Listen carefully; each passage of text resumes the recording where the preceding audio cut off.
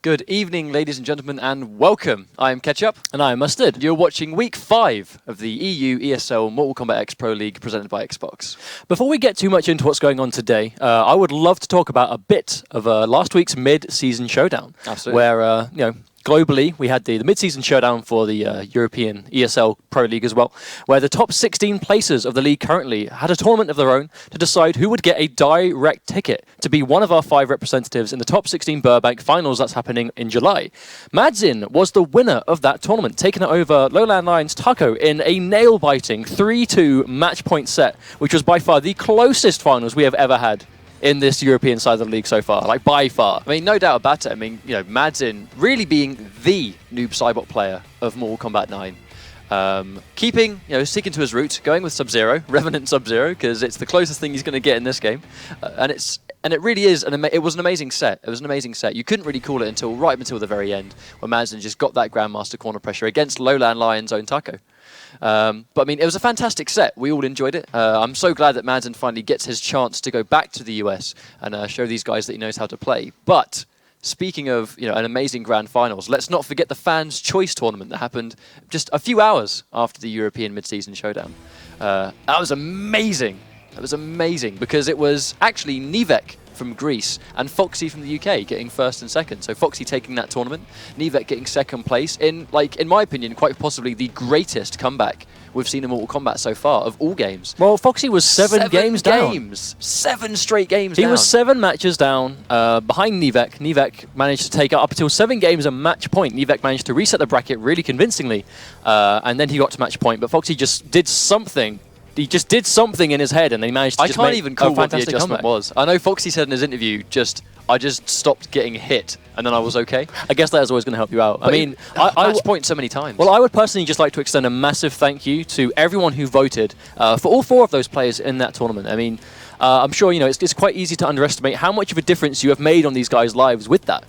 You've given these players the opportunity to go abroad and show what they can do, and they've made a lot of money in the process as well. So, I want to extend a massive thank you to everyone for giving us the opportunity to see those matches. And if you at home didn't vote for those players, we wouldn't have seen it. So, personally, from me, thank you very much for voting those players in. I think definitely allowing some players the opportunity to show that Europeans know how to play the game. Not proving that Europeans are better than US players, simply proving that they can compete. They have what it takes to be at the same level, which really excited me as a European player myself. So, once again, thank you everyone at home that voted for those guys in. You definitely made this tournament, way more special because you got that competition in there. So speaking of last week, we do have another top 5 plays video from last week's mid-season showdown for you at home to enjoy if you missed any of the action. So we will see you guys in a few minutes.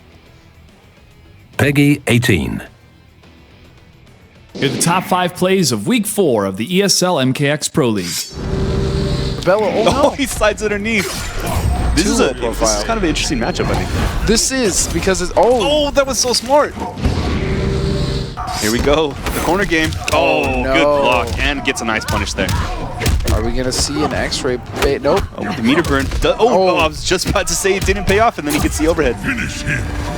Just like that. This is a really smart break from Taco. Oh, doesn't quite get up with this clone. That will trade. That is a Mortal Kombat 9 trade, ladies and gentlemen. Both players sitting on one bar. Are we going to see me event slide? Oh, useful glue gets the hammer. Doesn't get the combo, but it doesn't matter because he gets it anyway. Oh my days. Oh my does manage to take that round. That should be the round if Madzin gets it. Unfortunately, too high up in the air once again. Oh, interesting decision to use the meter from Shuffles. Going for the comeback. Oh, he catches him in the air. I'm waiting for wake-ups here. I'm waiting for wake-ups. What's going to come Will next? Shuffles do the comeback? Is he going to do it? Shuffles, why do you keep making these comebacks though? Oh my God. God. Through the X-ray. What? Shuffles, how do you keep doing this? That is well. Oh, he gets it. Throw, very smart. I don't know, man. Well, probably nice air there. This is so close right now. Can he get one? Can he get one game? Oh my gosh! The X-ray for the finish. Well, wow. That was climactic. That was I liked it. extremely smart.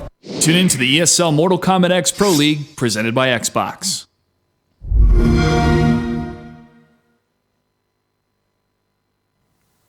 Welcome back, guys. Hopefully you enjoyed that, but we're going into this coming week, the week right now with the bracket we have good to go. We have some amazing players lined up for this week. We have players like Omega K, Used for Glue, all kinds of players here. So we can see here Taco has actually already won his match against Gegs, but we have people like Tough Gong, Shuffles, Mitsuones, Canapa. These guys that they are very frequent. They're consistent players.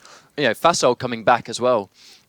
This should be a really good week. Nivek from Greece. Nivek makes his return place to the European ESL Pro League. I mean, but I just want to say the match I'm most looking forward to seeing, which will be our top 16 match today, will be White Black versus Master VHD. White Black. For those of you at home who may not be aware of who this individual is, he is a European Marvel vs. Capcom 3 monster. This guy is one of the most consistent European players for that game. He's performed well at EVO multiple times, as well as winning multiple majors around Europe for it. And here he is playing Mortal Kombat X, of which he has already won a French qualifying Mortal Kombat Cup event with Liu Kang. I do believe he plays the Dragon's Fire variation, I think, but White Black. I believe so. White Black being such a consistent player, I mean, as Mustard's just said, arguably and, one of the best players for Marvel vs. Capcom in Europe, if not the best. This guy's been so consistent in that game, and here he is now playing, Mortal Kombat X, and he's playing very well for himself. Like all these players that come over from these other games, they play Mortal Kombat X as a new game. It's a blank canvas for all these fighting game players, and here they are all doing well. Players like I'm Still the Daddy, Ryan Hart, Problem X that we have in the UK, just to name a few, that are picking up MKX and they're taking to it quite well. But going into this week, I'll let you take us to this call of action. Going into week 5, we have, as usual, a $1,000 prize pot for the week today as prizes. As normal, we have played through the top 16, where we'll be going through today. Takes place every Sunday when we get top 16, we then broadcast them on Wednesday. You at home can too get involved in this at esl.gg/MKX Pro League. We are at week 5 now, so you do have time to try and enter to become one of those top 5 places for Europe who will be able to be one of our representatives in the Combat Cup, the ESL Burbank Finals, where you can play out for what is now a minimum of $100,000. But going into this week as well, we are once again doing our prediction point system. Before each set, you at home can decide who you think is going to win each set. This is done in the Twitch chat with !predict, followed by the player name, followed by the points you'd like to spend, followed by the player name you think is going to win the set. You start with 10 points this evening, so spend them wisely, don't waste them, and the higher you place, and the more successful you are tonight, higher chance you have of winning some WB Digital game codes, which is always really good. Follow us on social media, ESL Mortal Kombat and NetherRealm on Twitter, ESL Mortal Kombat and Mortal Kombat on Facebook as well. But going into this first match, you guys have 3 minutes as of now to make your very first prediction of the night, White, Black or Master VHD. This will no doubt probably be Kano versus Liu Kang, I imagine. I mean, Kano really is the character that Master plays the most, and Liu Kang is the character that White Black has had the most success with. But we've seen Master VHD play multiple characters at this point. I mean, we've seen him play Summoner Quan Chi sometimes last week. At a Combat Cup event in Belgium, we saw him play some Grandmaster Sub-Zero. So it's tough to call. I think it's going to be very matchup specific. So looking at the point system we've got so far in the league, for first place, you'll get 100 points, 50 for third and fourth, and 75 for second. So with that in mind, we can see that Foxy Grandpa is by far your current top point earner at 400 points for his 4 ESL wins. That is a lot of points. I mean, as far as I'm aware, it's not actually possible for Foxy to not be one of those 5 players now. I mean, he's just won too many of these tournaments. But he's done really well. But as you can see there, Sumerian, who's been a very consistent top placer, Fasol, Mitsuo, so there's consistency here with these players. But the only real significant extreme lead in points comes from Foxy. As you can see down there, there's actually not much points separating a lot of those, the 10 underneath. I mean, these players, if they remain consistent and they place higher each week, for example, like even if Used for Glue today were to win this tournament, because obviously Nivek is here, but Foxy's not here, Sumerian's not here, the 2 top places are not present in this tournament today. If, Used for Glue wins, for example, he's in a really good situation and will overtake so many players. I mean, this is a good situation. It really still is anyone's game to be one of those top 5 places. Well, if there's 5 points separating you between who's next under you or above you in the list, or there's 10, 20, you win 100 for getting first place, 75 for second, and 50 for third and fourth. That's a lot of points. I mean, one good placing in 1 week will set you above the competition if you're correct. As you can see here, like I said before, first through fourth is 100 to 50, but you get points all the way up until top 32. So I think top 4 is where it really Yeah, counts. top 4, especially now we're at week 5, top 4 should be the goal for a lot of these players if they want to get those one of those spots in the top 5. I think it's which is now almost the a top must. 4. It's now the top 4, obviously, because Madzin is one of our qualifiers, so it's now become even more difficult. Absolutely. I mean, going through point places alone, Madsen was one of the qualifiers, so there's only 4 spots left. I say only 4 like it's not many. I mean, that's massive for European players.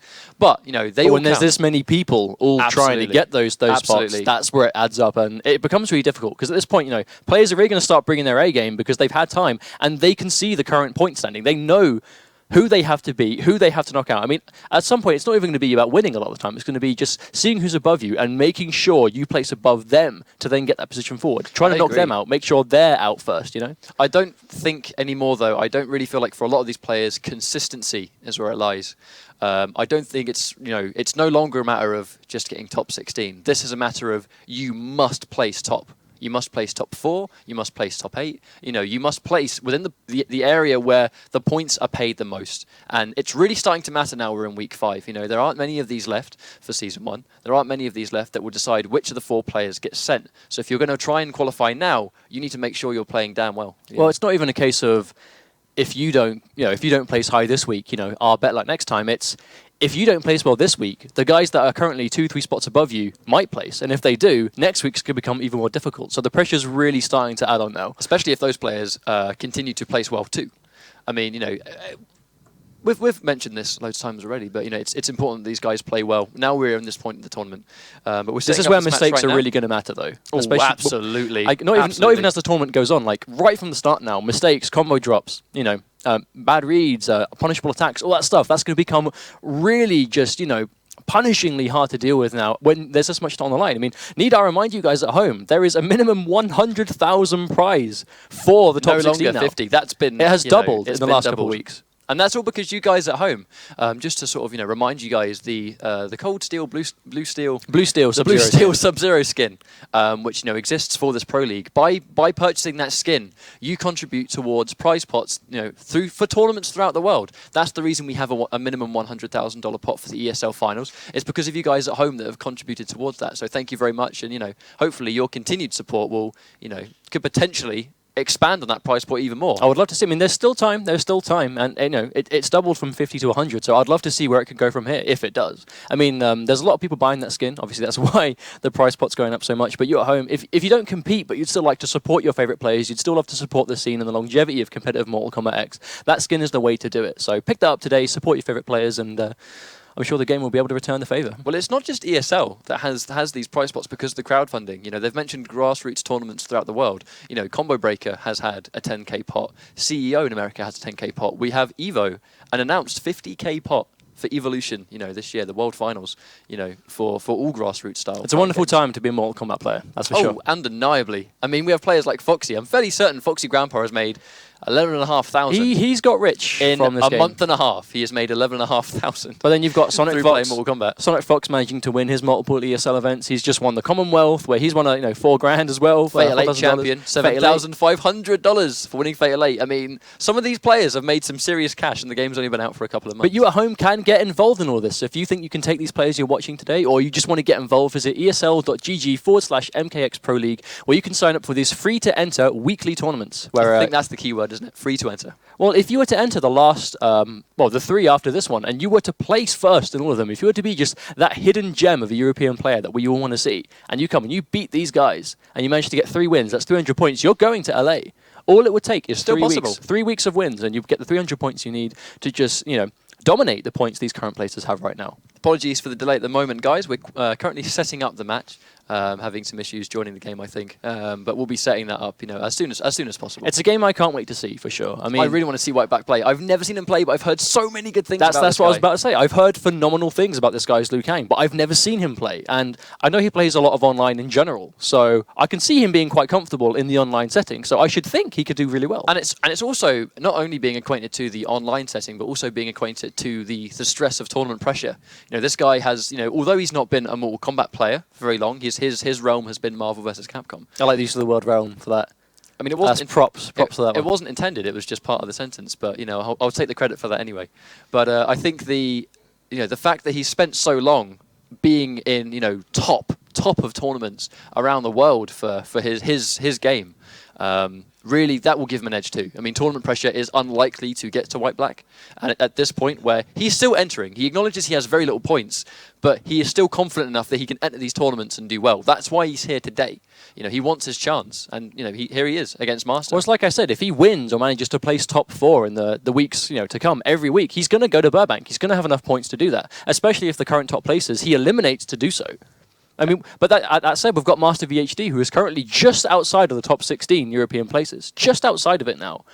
But here he is again. If he manages to consistently place, he will then shoot up the ladder. Well, Master did really well for himself last week, knocking out Use for Glue, knocking out other players as well. Going Kano first, but we also saw that he can play Summoner Quan Chi. Summoner Quan Chi is a very strong character in this game.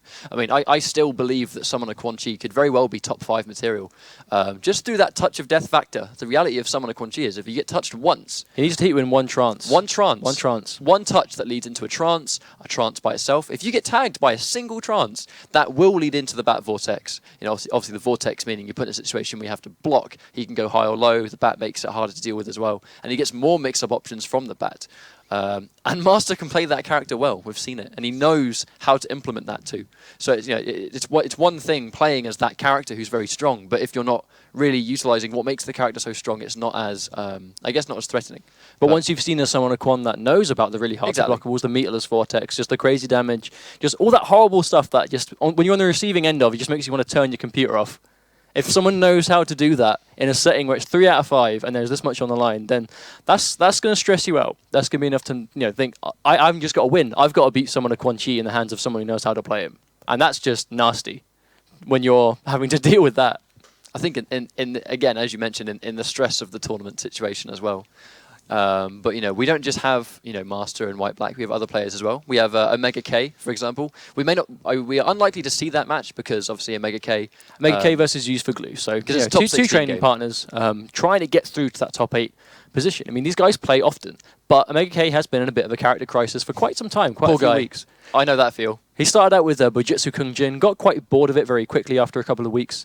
Tried some Aaron Black, tried some Johnny Cage, but to our delight, he has decided to go back to Kung Jin, but in Ancestral, where he's got some really cool conversions, really cool setups, and I hope we get to see him play. But to do so, he's got to take down Use for Glue, who is a tournament veteran right now for Mortal Kombat. And he knows.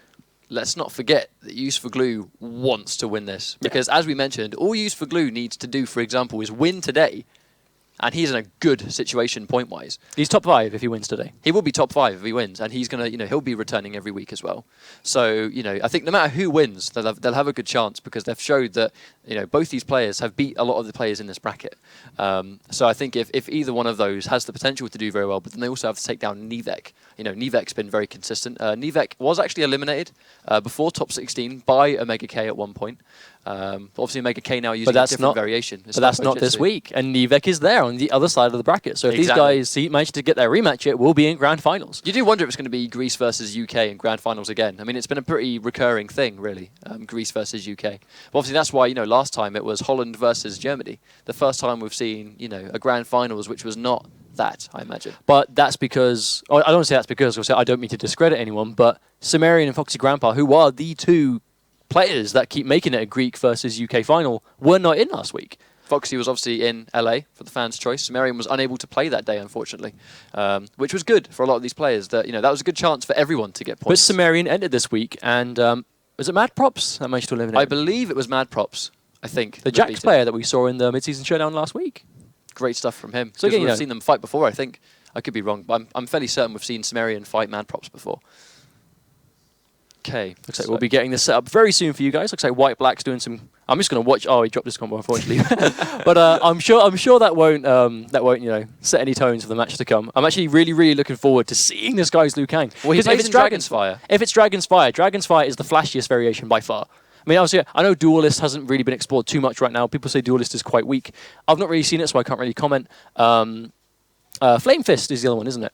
Yeah, I know increases chip and damage, I believe. Yes, and it turns his bicycle kick into the flurry of punches. I know one of our UK players, Shao Carnage, manages to play that variation as well. So I've seen a lot of that variation. Dragon's Fire, I've seen Kerbalicious, I've seen Zarakamaka play him.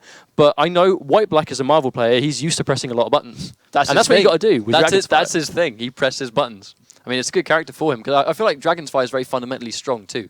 I mean, you know, as an outsider, someone that does not play the character, Dragonfire Liu Kang seems very complete. It feels very well-rounded, which is, in a tournament, you want well-rounded. You want to have wake-up attacks, you know, good pressure, good combos, meatless too. He's got one of the best down threes in the game, bar none. And the you know, the armor-crushing ability of one of his strings that hits so rapidly. But setting up this game, we are going to have Master versus White Black. Once again, we apologise for the delay, but we are here right now to have our first game of this Week 5 ESL EU MKX Pro League presented by Xbox. Master VHD going for his cutthroat Kano that we've seen him use so many times up until this point, and as we predicted, Dragonfire Liu Kang, this will be a very aggressive match. Both players will need to get in and do I mean, Kano is more of a 50-50 character, really, in this variation. Especially in Cutthroat, absolutely. But Liu Kang's very footsies. He's gonna, like, he hasn't got amazing mix-ups in terms of, like, he hasn't really got any strong overheads apart from just his punch.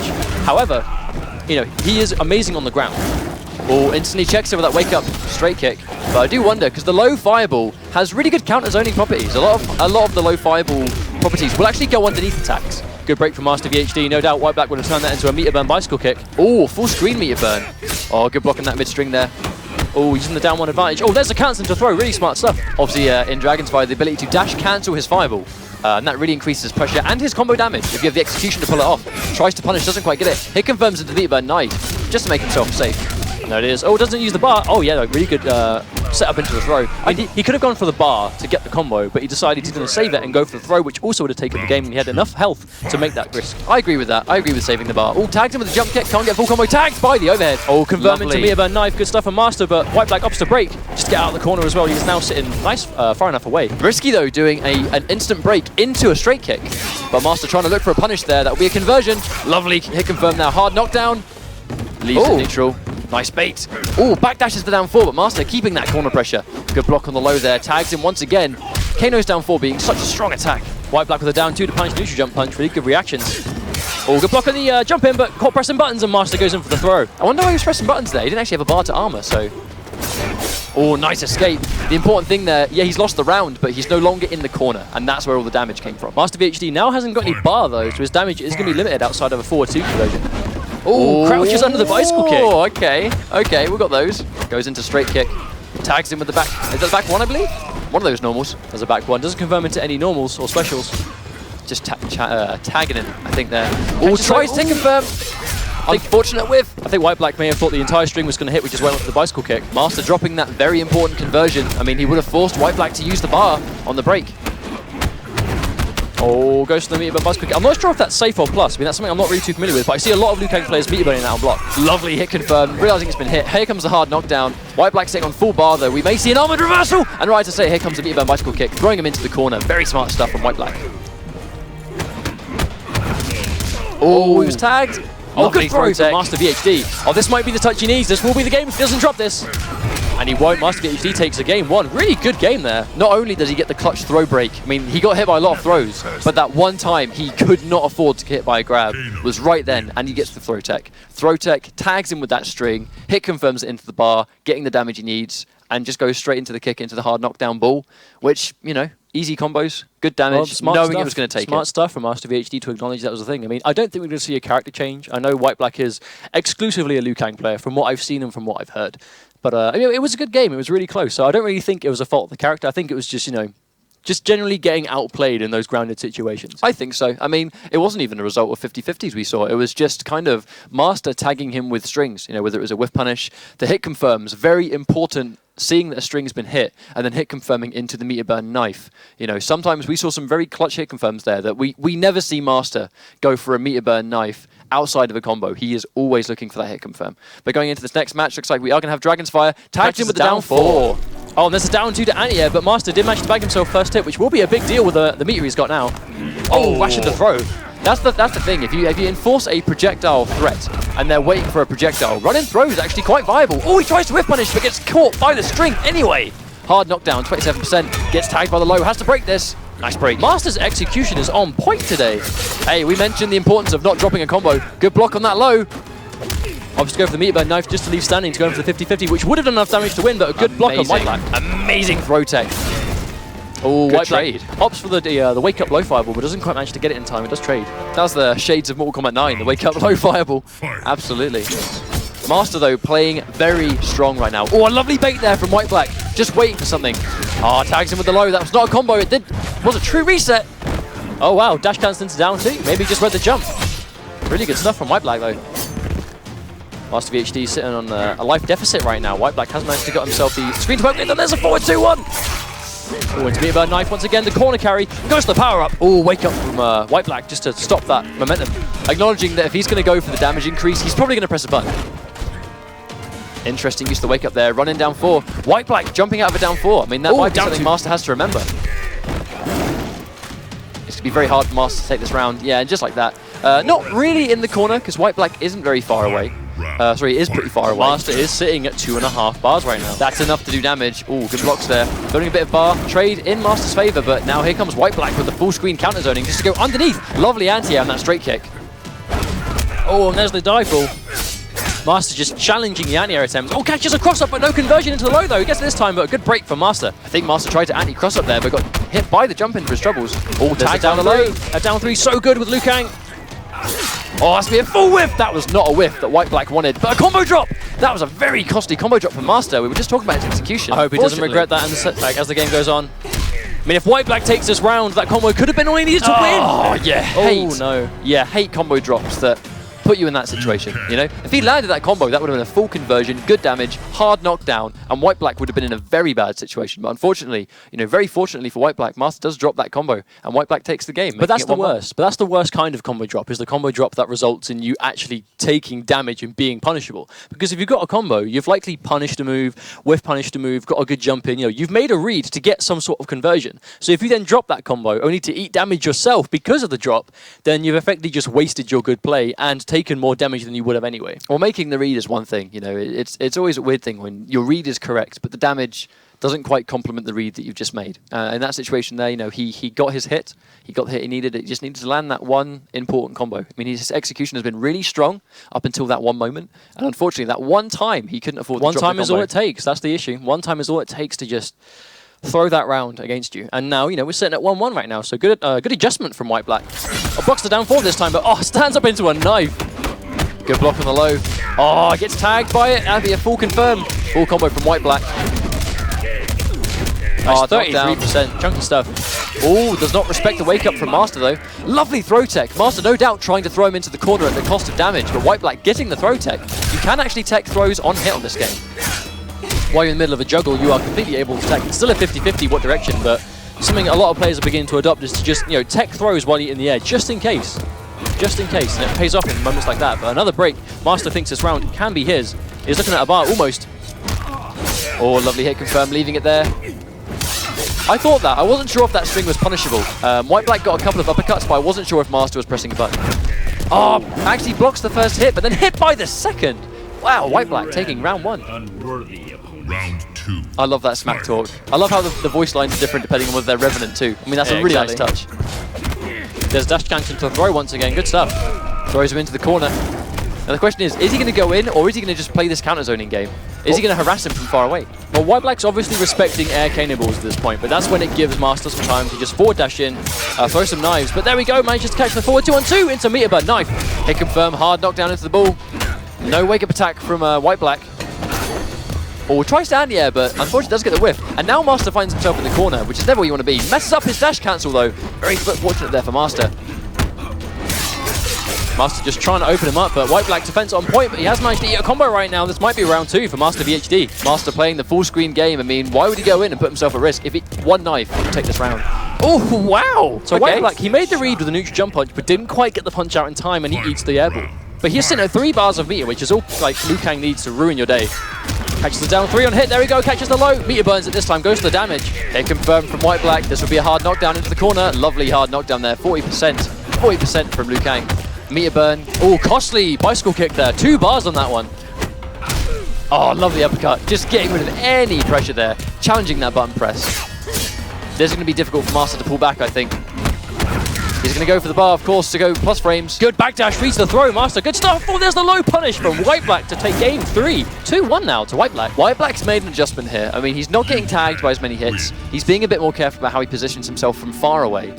And also, one of the things, he's getting a lot of mileage out of that meter bend bicycle kick on block. As far as I'm aware, you get some really good plus frames from the meter bend bicycle kick. I do believe it leaves him plus to guarantee certain strings. Master's either getting caught pressing buttons after the meter bend bicycle kick, or he's trying to backdash and he's getting tagged, or he's trying to armor. Like, this is likely him trying to do anything but blocking, because against Liu Kang, his only real powerful standing strings are the lows. His only real overhead is the backhand, which is a special move which leaves you splat on the ground. But here's the situation. White Black had a full bar. That one combo, 40% one bar combo. Here come the plus frames. And then just counterpokes him, really. But looks like we are going into this next game now. I do actually think that Master has gone with Summoner Quan Chi. Oh, wow. Interesting stuff. Interesting, because if Master gets the hit, he's in a good situation. But White Black's very aggressive, and he's getting caught pressing buttons a lot as Kano. But I know, if he's getting hit in those same situations and cornered, he's in trouble. Oh, wow. Brave neutral jump punch start from Master, but it did pay off. Here comes Summoner. Here's the Summoner Vortex. All goes to the low. Pressing buttons. I mean, I know that White Black, in his Kombat Cup qualifier in France, he managed to take it over a Quan Chi player from Community Finish Him, a really powerful group of Mortal Kombat players from France, and he managed to take it over one of their own, who was playing Sorcerer Quan Chi. Oh, Master VHD actually caught not hit confirming the string. I wonder if White Black knows how to punish the back 3-2-4. But you can do an extend zone. I mean, that's why White Black obviously just ran in there, because he doesn't want to deal with any full screen pressure from Quan Chi. Oh, tries to anti-air with the jump in one. That'll be a nice punish for the down. Oh, wow, good going to the throw this time. White Black realizes he hasn't got any meter, so decides to just go for the throw for the positioning at the very least. Here come those plus frames. Caught jumping again, trying to jump out of a plus situation. That's why Dev gets hitting. Oh, gets the back two though. Master's going to take round one, keeping him in the corner. This could be strong for Master. He's got 2 bars available. All of his damage will be meterless in Summoner, so he's going to have a breaker. All Master needs in this situation is one hit. Unfortunately, actually, is out of the corner. And to a degree, the low fireballs will give you some good mileage if you're going to try and zone with straight skull. The rune, though, will not. But the rune is quite minus by itself. See White Black playing very tentative right now. Realizes he hasn't got the breaker available, so the risks will be punished really hard by this most of Quan Chi. Manages to catch the thing. I think Master's trying to jump out a little too often, and White Black's beginning to realize that. I think he's jumping a lot too... up close, he's jumping a lot. Oh, good block on the overhead. That's actually unsafe, but normally when Quan Chi has a bar, that meter burn is coming. You expect the meter burn, which is what makes the normal one harder to punish, I will say. Oh, it drops the combo though. Tries to go for that pseudo unblockable setup with Summoner Quan, but does not get what he was after. Oh, hit by the straight kick. Master has no meter. This is a good situation for White Black if he can just keep him in the corner. Oh wow, catches Quan Chi, sticks his face out to throw a skull, but Liu Kang just kicks him straight in the face. That is a broken nose for sure. Match point, White Black. Now, if he can keep Master in the corner, he'll be absolutely fine. Oh, lovely anti-air there. I think White Black seems to realize the weakness of Quan Chi's defense, but there we go. There's the bat. Oh, one straight under it. Really smart stuff. Hit confirmed. Full combo from White Black. Here he comes. Does drop the conversion though. And Master VHD getting a delayed wake up. But caught jumping once again. I mean, I know Quan Chi players, they do like to jump. I mean, if you have no wake up attack, one jump can be all it takes. Oh, that jumping could have been big, but he misses it. Master gets the conversion. Is this what Master needs to bring it back? Make it 2-2. Oh, tagged by the overhead, but no follow-up from Master. Catches the overhead again. The 50-50 situation that this character puts you in. And he's no doubt going to zone him now. One hit is all Master needs, and that's it. Lovely smart there. I mean, it was a smart option. Instead of going for Vortex, send them full screen, use the bat, get the damage, and then, Liu Kang has to get in on that point. One hit from you with a skull, a bat, or a rune will win the game. So he opts to send them full screen instead. Well, the down two from White Black, which was it was the early anti-cross up down two, which sent him all the way over his head. That let him out of the corner. He was annihilating Master VHD when he had him cornered. But as soon as he got out, that is where Summoner Quan wants to be. I feel like the start of it though was that last round where White Black actually had Master in the corner, and he was opting to kind of just walk back and do low fireballs. Whereas in that situation, if you're Liu Kang and you have rush down and aggression, and Quan has no reversal game, you go in. He's in the corner, go in, get that one hit, get that one knockdown, and that one knockdown's all you need to take Quan out, especially if he's in the corner. If you don't let him get started, he hasn't got much to really defend himself with. But I think White Black making I guess almost like a poor decision, I think, to go full screen rather than opt to just keep Quan in the corner. I mean, that really is the matchup, keeping them in that corner situation. But I do think White Black has opted to go for Dragon's Fire once again. There's going to be a straight up rematch. Hopefully White Black makes the adjustments. You know, this is a close set, 2-2 right now. It's a really good way to start the week, I think. I mean, it is 2-2 right now. I mean, one game away from finding out which of these players will go to top 8. This is a crucial match. I mean, White Black has yet to earn any placement points. Master VHD, as I said before, is just outside of top 16, but both players looking to get some points on the table right now. And this match will decide it. This win's very important. It's important for both players. It's important for Master to further himself. Oh, off knock over the hit confirm, but gets tagged by a string anyway. Actually caught pressing buttons. Funny enough. Oh, lovely convert from White Black. We mentioned, guys, this guy likes pressing buttons, but that crucial jump in, which has now put White Black in the corner and giving Master that full screen space. Almost gets a full jump in, but not quite confirmed. Oh, tries to go for the back 2, but gets a standing 2 instead. Execution error, but gets the back 2 anyway. Here comes Vortex. Oh, the low overhead. That straight up pseudo unblockable setup. Very hard to block, that is. Lovely armor there just to get the reversal. Does not hit confirm into the combo though. There's the Anya straight kick. I mean, this is kind of what White Black needs to do right now. Just keep this life lead. Oh, there we go. There's like a good run. Good predict from the Rune. I think he may have thought he was just going to summon the bat, but regardless, still managed to go straight through it, and the chip on that fireball will be all it needs to take White Black to match point. That's always really funny when you have the opponent full screen and they literally just run in. They get one good read on a projectile and their run just completely bypasses it. Oh, blocks the overhead again, acknowledging that Master's favouring these, but a lovely block on the back 3-4, but a lovely hit confirm for Master to leave himself slightly more safe. And there's the overhead punch. First time we see White Black do it of the set. Oh, he's trip guarding with it, really good stuff. Throw in the cheeky overhead right as he lands. I mean, that's a really good way to catch them off guard. Even if it's not a straight punish, if they're blocking low as they land, they get punished. Oh, once again, lovely spacing from White Black. Third time is a charm. Oh, catches the low this time though. Good break from White Black. Just no point getting yourself in a situation where you can start guessing the 50-50s. And that's the danger. I mean, the meter burn rune is so plus. It really gives you a free bat. Oh, lovely. No trade there for Master. That's actually unsafe on block. Oh, drops it, but he gets the jump in anyway. This is very close situation for White Black. Oh, good tech from Master VHD. Oh, there's the air to air. That was a lovely air to actually from White Black. This will be a full convert. He's going to have to break. Oh, why didn't he break? Not to break. Oh my god. Okay, so Master with a very close 3-2 set. White Black though, amazing stuff. Really good fundamentals here, acknowledging what he needs to do to get in. But unfortunately, Master just not breaking. I wonder why he didn't break at the end. I think the last hit was a down 2, which I don't believe was part of the combo. I'm not quite sure. I think he may have been caught holding forward and block in the air, but then got hit by down 2. I'm not sure. Regardless, that was a great way to end a really good set. That was 3-2, so congratulations. Something happened. Congratulations to White Black for advancing in the bracket today. He'll be making it to top 8 today, where we'll find out who will be playing very soon. But we'll be going into top 8 now, so really excited to see who is left in this tournament, because we've got a lot of killers in this week. Here's the crucial moment, though. I mean, he goes for the overhead. In that situation, hit confirming the back 3-2. I mean, it's still slightly unsafe, but not as unsafe as the follow-up. And he's playing that spacing game. You know, he's trip guarding in with the overhead there, waiting for him to jump in. Even if that wasn't a punish, Master could have been caught blocking low upon landing, and that's what the overhead was for. It's telling Master that he can't jump at that range. Where at that range, that's where Liu Kang is king, because that's where he can overhead you, he can run in for a quick cheeky low, or he can go for a meter burn just to be plus on your block. So at that range, if you say you can't jump, there's not a lot else Quan can have option-wise in that situation, aside from, well, I'm just going to try and get full screen and throw bats. But then White Black was running in and getting good reads. Like, he was really just doing a good job of shutting down what Master was trying to enforce in that round. And right there, he actually tries to anti-air, but the important thing, if you pay attention here, let's look at Master's meter. That was a really nice air-to-air from there, but let's look at Master's meter. This is what he needed, right? He had enough to break. He could have broke. He absolutely could have broke. He could have broke during the bicycle kick, right? I mean, like, you would think that because obviously the regular bicycle kick doesn't combo into anything, the regular one. So the uppercut, the chip of the uppercut is probably what killed him.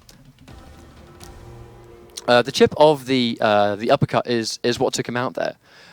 So it's kind of like, it makes you wonder, like, why didn't he break? I mean, it must have just been one of those moments that he just didn't think about it.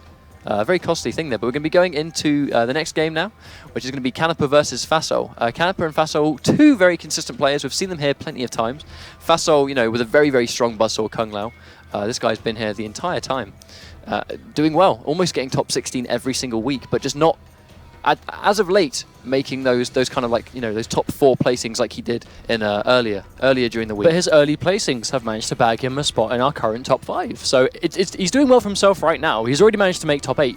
One more win and he's managing to get himself at least 50 points. And that's going to cement his place in that top 5 this week. So if he manages to place at least 4th place for the last couple of weeks, he's guaranteed one of those spots in the finals. as part of Team Europe.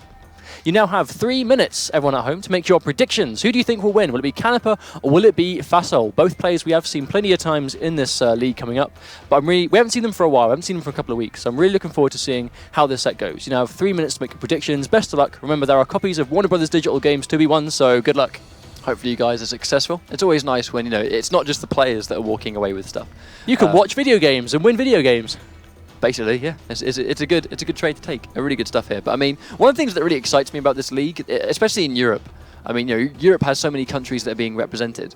The sheer the level of diversity that we're seeing at the moment, the fact that so many countries are being represented. We have Italy, we have Holland, we have Germany, we have the UK, France, Belgium, Sweden, Greece. Everywhere. We have so many players from Europe that are all making top 16s, and it really does not seem to be. I mean, currently, I think the two most dominant countries in Europe for the ESL leagues have been the UK and Greece because of Sumerian, Foxy, and Nivek.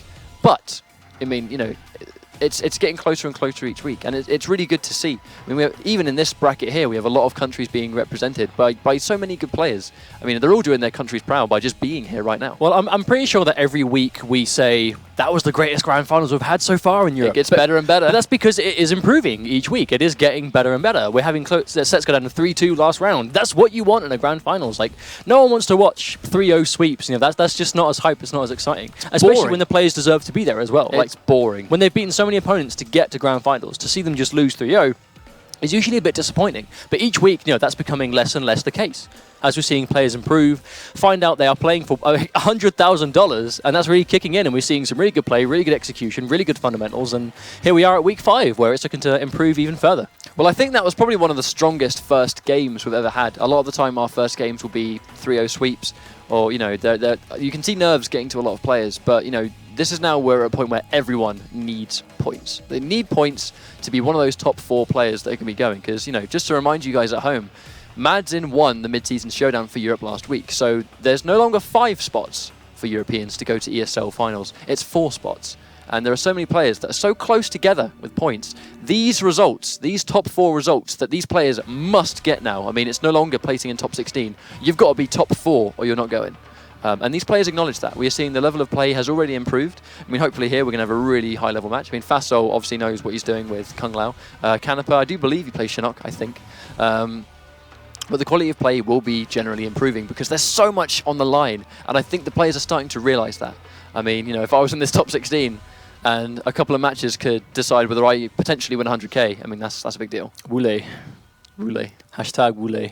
Wule boys. If we see Shinnok versus Kung Lao, this can be a matchup that seems horrible for Shinnok on paper. When you realise that Kung Lao can punish everything that Shinnok has with a normal spin. For the most part, forward 2-2 is punishable, forward 2-2-4 is punishable. They are Shinnok's sort of main go-to footsie strings that you see used a lot, and that's universal. Like, Kung Lao seems like a bad matchup for Shinnok. However, if you have meter and you can serve it your meter burn Hellsparks, you can really, put pressure on Kung Lao. You can bait him to put in those reversals, because Kung Lao players like doing the meter burn spin as a reversal, especially if it's Buzzsaw, which we've seen Fasol play so many times. So Shinnok can bait the spin really easily, especially if the Kung Lao is throwing it out a lot. However, if Shinnok is being really careless with out bar, then Kung Lao can really make him pay for that. However, as I keep saying, if Shinnok manages to, if it's Imposter, like we see so many Shinnok players pick, because it is a really strong variation. Arguably his best. If he takes the spin, if he manages to get the Mimic and he has the spin, he can then counterpoke the exact same way with the spin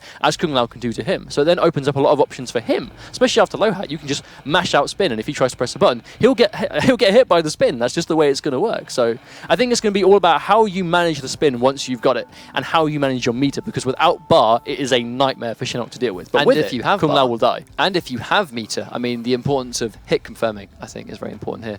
Just Shinnok has to. He has to. Absolutely. You can't throw out forward 2-2 as you normally might do against characters that can't really do a lot about a move that's, I believe it's -7 forward 2-2. It's minus enough that it's punishable by Kung Lao. But forward 2 by itself is +2 on block. So if you manage to confirm just the forward 2 and you stick out just the forward 2 and you see it hit, finish the string on block, you're +2, which is actually quite good against Kung Lao, especially with Shinnok's really good crouching pokes. For those that are unaware, just kind of give you a little piece of, I guess, MK information, hit confirming, basically seeing that something has been hit. For example, if you do a combo string and the follow-up, which extends the combo, is unsafe on block but follows up the combo on hit. Hit confirming is you're doing the first piece of that combo, whether it be a special move or a string, and you're looking to see whether it connects or not. If you see the move connect, you then, on reaction, confirm to the follow-up, which extends the damage. If it's blocked, you leave yourself. You don't confirm into anything, and you leave yourself in that safe situation. Most of the time, that's doing a combo string, looking for the combo string to hit, on block, leaving it, and on hit, following it up.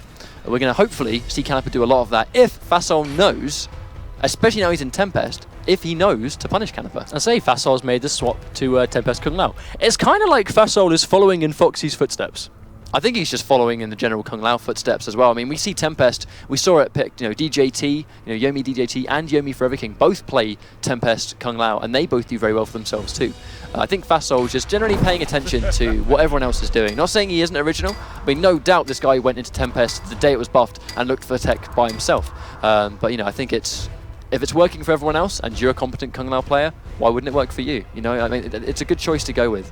The question is, though, we talked about this matchup. That's only if Kung Lao knows he can punish Shinnok for so much. We don't know if Fasol knows how to punish all that stuff. So it'll be a match of well, if he doesn't, that is going to open up so many possibilities for Kanapa. Going full screen. A lot of patience from both players here. Oh, goes to the jump in. First hit with the down one from Fasol. That bar will be really important to Kung Lao. Especially now, he's denied Shinnok that extra bar. Oh, nice hit confirmed. Does drop the forward two, though. That's costly. Gets the low anyway. Into a raw mimic. Very unsafe against Kung Lao, but he manages to get it. Oh, there we go. Good confirm. Here comes the imposter vortex. The throw tech. Wow, Fasol. Risky stuff. That's the air tear. It's a bit of a scramble, I think, at the moment. But it's, the important thing is, gets the tricky portal. Lovely Hellsparks, lovely hit confirm. Just going to a spin into the Mimic. Drops the Mimic, unfortunately. That chip would have taken it. This confirm might be what Fasol needs to start getting momentum. He is sitting at 3 bars right now. Oh, interesting how he opted to save the bar. I mean, he could have gone for one of those Tempest block strings. That's fully unsafe on block without meter. Hellsparks is so unsafe. We may be seeing matchup unfamiliarity from Fasol, because a lot of these moves we're seeing are fully punishable by Kung Lao, especially at the range we're seeing them, but they're not being punished. But I think at the same time, if Kanapa sees that Fasol is not punishing, that is going to open up his options tremendously for him. Kanapa pressing buttons after the plus hat, though. That may be something to remember. Pressing buttons again, okay. But that's twice Fasol hasn't hit confirmed it. That's 2 bars, and Kanapa has lost barely any health. Wow, I mean, that's a full combo. If you're not respecting the plus frames of that meter burn hat, you are, you're going to get blown up for it. But fortunately, Kanapa gets away with it a couple of times. Oh, not blown up tricky portal. He's throwing out a lot of tricky portals that are actually, that is also very unsafe. Kanapa has no meter. If he blocks tricky portal, he's going to be able to punish him fully. Again, not respecting it, and Fasol 3 for 3, dropping the confirm. Oh, no, confirming Fasol. His execution is all over the shop right now. There are so many hits. Hit by the hat spin, every hit. Kanapa has lost this round like 5 or 6 times already. And there's the, Kanapa opts not to meter burn. That would have been the round. I don't think he was expecting it. Tagged by the overhead. He can't drop this combo. And he ups the break right at the last minute. Oh, risky V-burn spin. I like the attempt though from Fasol. I think he's going to go in. And there's the teleport trade, but it will take it for Fasol. I respect the reaction, but unfortunately did not have the health to take the trade. Finds himself in the corner though. I mean, oh, good backdash. Really good backdash from Kanapa. That's also unsafe on block. So many unsafe things that no doubt Fasol just must be unfamiliar with this matchup. Tags the overhead. He's getting so many hits that should lead into full combos, and they're just not. It's very unfortunate for Fasol right now. Tagged by the overhead. Lovely vortex from Kanapa. Drops his confirm as well. Oh, catches a full jump in. That will be a full combo. How much damage is Fasol going to get from this? 27%. Not a lot for Tempest, but it's damage on the table, and it didn't cost him any bar. And there's the throw. I think he realized that Kanapa's pressing buttons, which is why that connected. I mean, it's he jumps himself into the corner, but gets the overhead, though. This will be a full combo. Hard knockdown. Oh, jumping. I guess you can jump in that situation sometimes. He's -3 after the regular hat, I believe. Meter burn hat, plus frames, just to take it. But again, once again, interestingly, here's the thing which is confusing me. Fasol would have acknowledged by now that after meter burn hat spin, he's plus. So, and he knows he's plus, that's why he's going for it. But every single time he went for the meter burn hat, bar like one time, Kanapa was pressing buttons. You can't press buttons when you're that minus. If you're pressing buttons, you'll get hit by a full combo. I think in that situation, Fasol went for the single hit every time, whereas I really think he could have gone for the flurry of punches, which is easily hit confirm for Winter Spin if they're caught pressing buttons. Well, I believe he may have just been assuming that he was going to block it last, but if Canepa is continuously not respecting it, you know, that's good for Canepa to show, I will not be conditioned by you. I will not let you do what you are trying to do to me. I will challenge it every time. If your timing is off, I will mess that frame trap up for you if you don't time it right.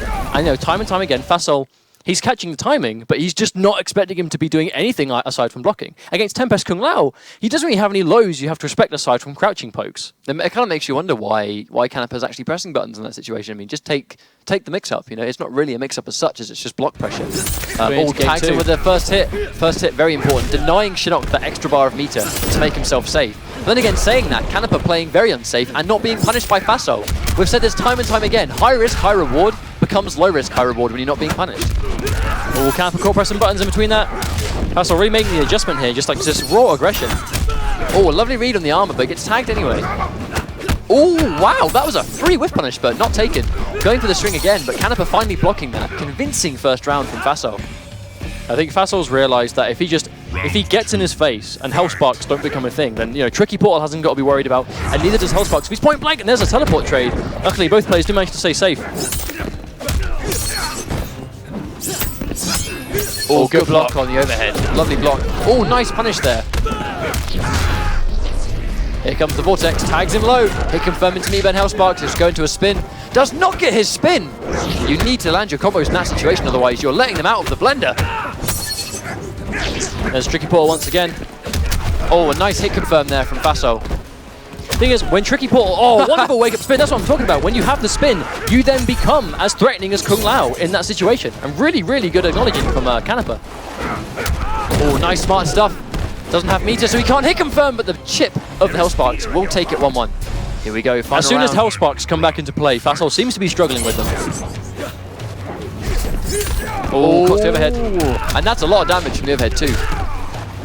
Normally. Oh, doesn't opts to not get the combo from that. Here comes the pressure. Oh, pressing buttons. Canepa pressing buttons. Another combo drop from Fasol. I guess it doesn't matter in this situation. I mean, Canepa down on so much life. This might be it. He's opting not to break. There we go. Breaks right at the end. Catches a forward two. No hit confirm though. That was a free hit confirm into potentially the sequence of mix-ups that we didn't want to We see the Kung Lao brutality. Thing is, Foxy's not here this week, so I didn't think we'd see that this far. Learn from this. Hey, I think if you're a Kung Lao player and you get the opportunity to tell your opponent to learn from this, you're going to tell them to learn from this. I mean, like, everyone does it. Everyone does it. I'm pretty sure you at home that have seen anyone play Kung Lao at this point, especially on the ESL leagues, whether it's, you know, everyone in the States, whether it's Foxy Grandpa, you're probably a bit bored of that brutality by now. I know I am. Yeah, time and time again, here we are. Hey, if you guys think it's bad, try casting the Mortal Kombat Cup.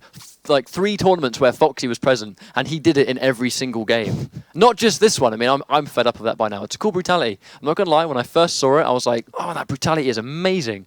But when I've seen it for like the 5,000th time, I don't know. I mean, he's got 5 brutalities, you know what I mean? I mean, these guys need to be a bit more creative with their finishings. Especially in Tempest, which has a really cool one anyway.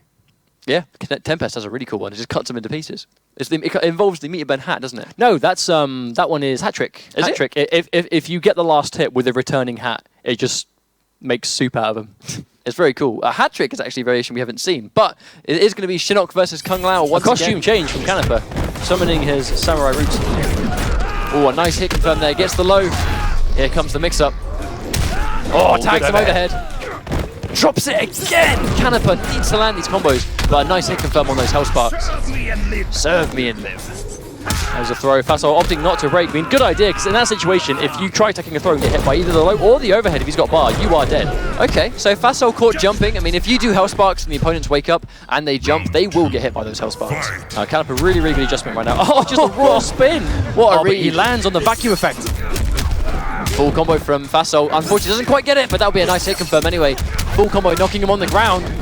Oh, really tiny combo from Fasol. Unfortunately, he drops the end of it, but he seems to have dropped the ending of that combo very frequently, but there's the Anya Hellsparks. Good stuff from Canepa. This has been a much more dominant round. He's had the chance to get going. I mean, that throw as well, very dangerous. Getting the damage buff, getting a 16% throw after, you know, you've landed your Mimic.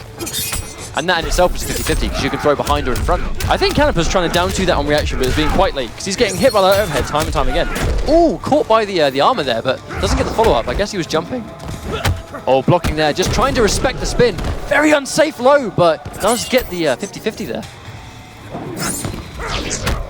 There's a Tricky Portal once again and catches it. Tricky Portal into Hellsparks. I mean, this must be Canepa making raw read that he's going to try and jump out of these situations. Because Tricky Portal into Hellsparks, there is a gap, at least of like, you know, half a second, 1 second in between those moves, especially if it's like a raw Tricky Portal. Well, it's not that is just Canepa thinking he's going to jump out of this because he's trying to jump out of everything. He's going to jump out, Hellsparks, he gets hit. It's also the fact that not only is there a gap between Neutral Jump Punch and Hellsparks, but Neutral Jump into Hellsparks with no meter, like we see Canepa do here.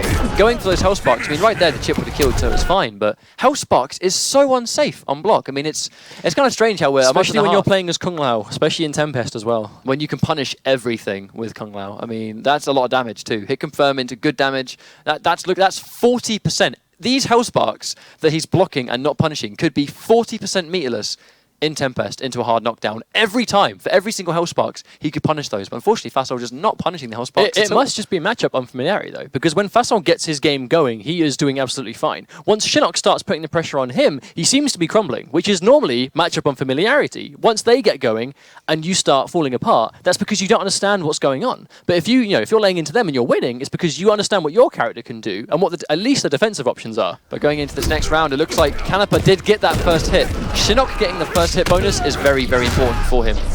And here comes the Imposter Mimic, catches him in the low mix-up, and this is the vortex that post-patch Shinnok allows him to do. Nice hit confirm. What is the mix-up? Tags the overhead. This is 100% Canepa's round. Drops the conversion though. Oh, Fasol opting to sprint his only bar on that wake-up meter burn spin. And there's again another meter burn. And the down 2 will take it match point, Canepa. That would have been an amazing sequence had Canepa not dropped the end. But Canepa putting this one back. When he gets that Mimic mix-up going, he becomes much more dangerous. So score is 2-2 right now. Canepa is on match point. There's Tricky Portal once again. Fasol not even attempting the punish on Tricky Portal. Oh, lovely, lovely interruption there.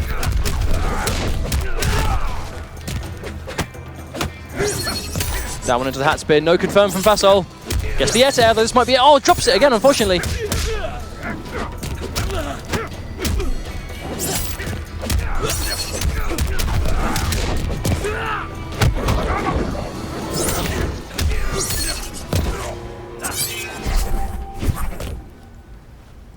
Final round. Very tense situation. Match point. Fasol, I mean, this might be it. Forward 2-2 confirmed though. There's the overhead. No punish once again on the overhead. Minus 18. Kung Lao can absolutely stop that. That's very unsafe. Especially, I mean, we are basically seeing an entire set here of Fasol not punishing. Catches the forward 2-2. Wonderful hit confirmed from Canepa. I do believe we are on 2-2 here. I think Canepa did win the first game. Wow! What a sequence there. Practically a flawless victory. Amazing stuff there. Amazing stuff. I mean, he just got going. That was the important thing. Canepa just got going. That was the sequence he needed. And he got the dominant rounds where he landed that one hit. As we mentioned, the fact that Shinnok can... It was an actual flawless victory. Full-on flawless victory. That's a hell of a way to tighten that one up. Hell of a way to take that one. But I mean, we saw there where Shinnok was in a situation where he got going. That's the thing. When Imposter Shinnok gets going and he can combo into whatever move he steals, we would see Canepa combo into the spin off the mix-up he was applying and then going straight back into the Mimic. Going straight back into it. But I do believe here, I think we are on 2-2 right now, I think. Well, the player's doing another match, so if that is a mistake, that's our bad. Sorry about that, guys. But we'll be going into 2-2 now. They'll be playing the final match of the set.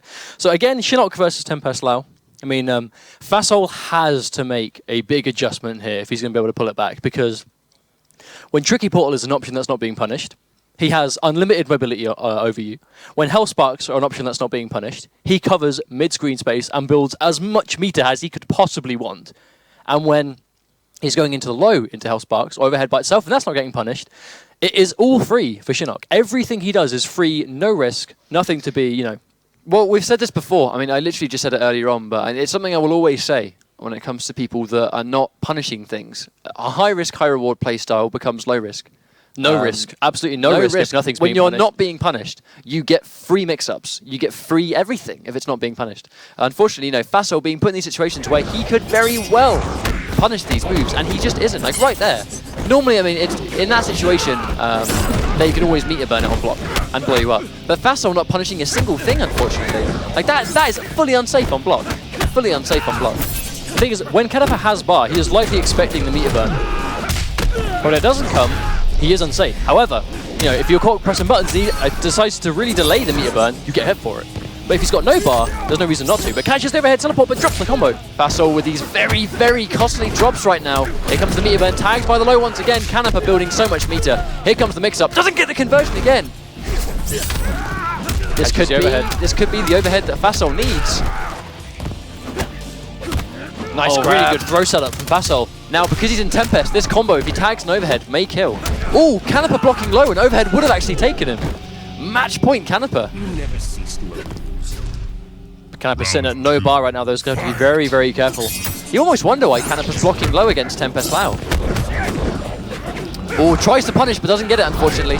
Hopefully that does significantly more difficult if all 3 health sparks get blocked. Oh, nice anti-air from Canepa, just in Fassol's head at the moment. Runs in, doesn't get any kind of string though. Here comes Canepa. Tags the overhead. This could be the sequence that he needs to just survive this. Chuck gets cornered with no bar, no wake-up option available. Canepa blocking low and wake up again. Interesting, Fassel not going for any overheads, but does get the convert anyway. This next touch could be it. Decides to limb out of the corner. Goes for the double overhead instead of the hat spin though. No conversion, that was no hit confirm. Canepa may still be alive. No, doesn't punish the spin. This is so crazy right now. There's just the overhead too. I mean, I do not mean to sound negative when casting this set. Like I really don't mean to seem to.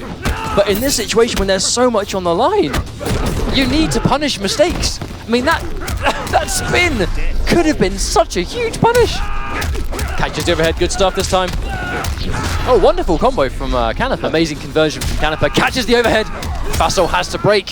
One more touch now. Lovely read on the health sparks into the teleport. Here comes Fassel in the corner.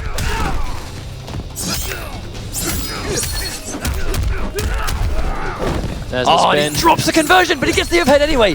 Canepa having to break. Now Shidok with no meter. He gets the overhead. This combo does not get the combo. And he gets one uppercut. This is what he needs. And there's a tricky pot once again, and there's a punish. And there we go. Fassel manages to take it 3-2, ends in a brutality. That was a scary last round. Last game. Wow. Okay, so we saw a lot of, I guess, impromptu moments where the players were either reluctant to punish or just were not expecting things. Sometimes when a move comes out and you're just not ready for it. If a move comes out and you're not ready for it, even if you're going, he's going to spin, he's going to spin, he's going to spin. And then right at the last minute you go, actually I don't think he's going to spin. And then he spins. You may have already have told yourself that he's not doing it anymore. But I mean, it's fortunate that Fassel pulled that one through, I think. I mean, that was Canepa's game to win. He could have punished that spin. That spin punish would have moved him forward, and Canepa, having been quite a constant placer, would have not only put himself points ahead, but denied Fassel those points. Now we're in week 5, where every point counts. Looks like Use for Glue did manage to take it over Mega K, looking like it's going to be Use for Glue versus Mitsu Owens in top 8 as well. Oh, interesting stuff there from Use for Glue. I mean, I've never seen Use for Glue fight Mitsu Owens, so I'm very, very excited. We have Nivek versus Tough Gong, Taco versus White Black. I mean, that's, funny enough, if White Black wins the French qualifier, this may be, a taste of things to come from those guys. Taco being the Holland Mortal Kombat Cup champion, he is Holland's qualifier. And if White Black wins the French qualifier at the Japan Con, I do believe that's where it's being played out. If Taco, has to fight White Black now and White Black wins that qualifier, that's going to be, this is the first set these guys are going to have. I doubt they've played online before, but, this may be the first game. They might play again offline at the Japan Con finals for the MK Cup. I guess I'll have to wait and see. So for this match coming up, you at home have 3 minutes once again to make your predictions. Who do you think is going to win? You have 3 minutes. Remember, there are digital copies of Warner Brothers games to win, so best luck to everyone at home. Go to mkxconnect.com to find more information on this prediction point system, and obviously pay attention to the Twitch bot in Twitch chat to get more information on how exactly you do this. If not, I mean, just if you guys don't catch Twitch bot, it's done in the Twitch chat using !predict, followed by the points you'd like to spend, followed by the player you think is going to win the set. As I've mentioned many times, you've all started with 10 points, so hopefully you guys have been successful. Good luck to all of you making predictions, and you have a chance to win those Warner Brothers Digital games. Setting up this next game now. Useful Glue versus Mitsuones. I mean, I don't know how to call this one, because Mitsuones is the definition of Rago. Like, this guy is crazy, and he doesn't give a damn. And it works because he's Inferno Scorpion, and what a good character pick for the way this guy plays. He played Scorpion in Mortal Kombat 9. He is not afraid of an unsafe Vortex. He's not afraid to go for it.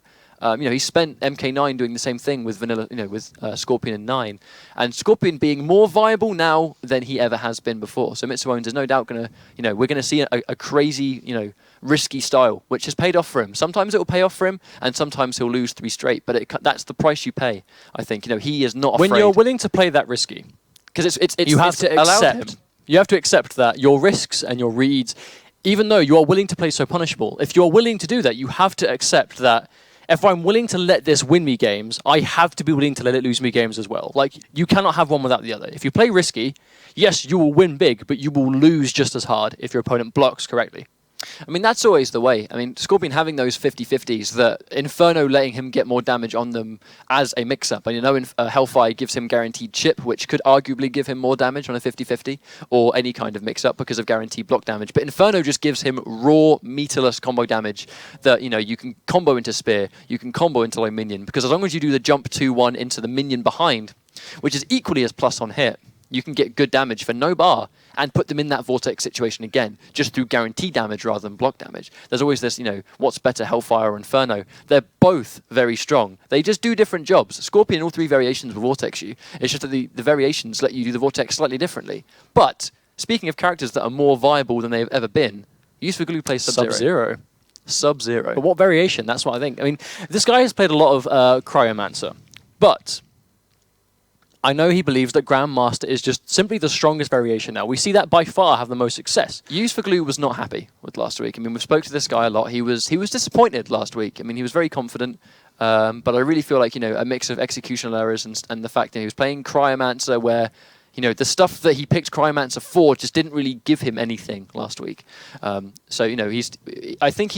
may very well see Grandmaster today, because Grandmaster, you can't deny the fact that Grandmaster just has that corner factor, where one combo from Sub-Zero will generally corner carry because of just how far the strings knock you, the ability to run cancel, hard knockdown from a slide. I mean, one combo from Sub-Zero and you're generally going to be in the corner. If you're playing as Grandmaster, hard knockdown in the corner gives you a free clone. So one combo gives you almost, in that respect, free corner pressure, because you get the hard knockdown from the slide, and then you get the clone as they're standing up. Mitsuones has a teleport, though, so Useful Glue's going to have to be very, very careful. Mitsuones, he has already shown us that he is a player that is not afraid to teleport things. If he thinks you're going to clone, you bet he's going to go for a teleport. You can't throw a full screen ice ball because Mitsuones has the reaction to teleport the ice ball. So, this is going to be a match of patience. But we know that Useful Glue is the most patient player in the business. So this is going to be a match of extreme patience versus extreme rushdown and craziness. Well, the difference in placement points for the league in this game alone, I mean, this is top 8 to getting into top 4 and to get in semi-final. So you're getting that guaranteed $100 prize as well. But it is the placement points this late in the league that are the important thing. Mitsuones is a current top 5 point earner. He is 5th right now, which means he's not one of the four that will be going. But if he manages to bag this 4th place, that is going to look really good for him. If he loses now, Useful Glue is getting those points, and then potentially moving on to 1st, 2nd place. Both players are in this situation right now. Both players need to win this. They need these points that this match will give them. Useful Glue needs to win this, and needs to win the tournament, really, to get in a good situation for points, to be one of those top 4 guys. And Mitsuones needs to win this to stay in the top 5. I mean, he would have earned points by getting into top 8, but the top 4 are where the points add up. But we are ready to go. Useful Glue rocking Grandmaster, just cutting any kind of nonsense and just going for what is fundamentally Sub-Zero. We're going to have Inferno Scorpion again. I mean, I heavily respect Mitsuones for sticking to his guns. I mean, he likes Inferno. He likes what options the variation gives him. And, everyone's talking about Hellfire right now. He's sticking with Inferno, and he's doing really well. But this is going to be a crazy good match. I'm very excited to see what happens here. Who's going to get the down 4? That's the question. Useful Glue gets the down 4. Starts with a throw, but just really defensive stuff. Catches with a low minion, full jump in from Useful Glue. Useful Glue knowing he's just going to go for a low minion there. Lovely hit confirmed from Glue. Hard knockdown into Clone. And he goes for the meter burn one to become more plus, but here comes Mitsuones with a wake-up teleport. Tagged by the overhead. Here comes Mitsuones, here comes the Vortex. He's going to get good damage here. Combo into... Oh, no combo.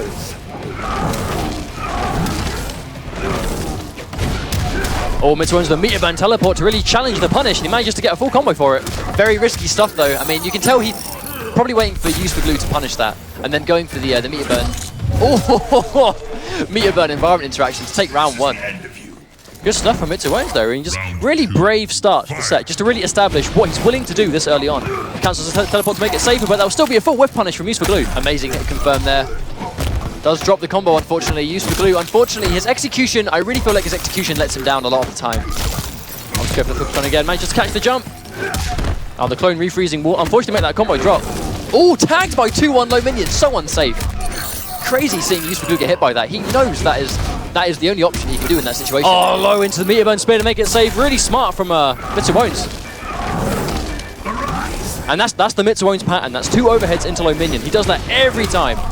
But that's the crazy thing. I mean, surely if we can detect that Mitsuone loves doing overhead low from full screen, the players in this tournament would also see that. And there's the full corner carry.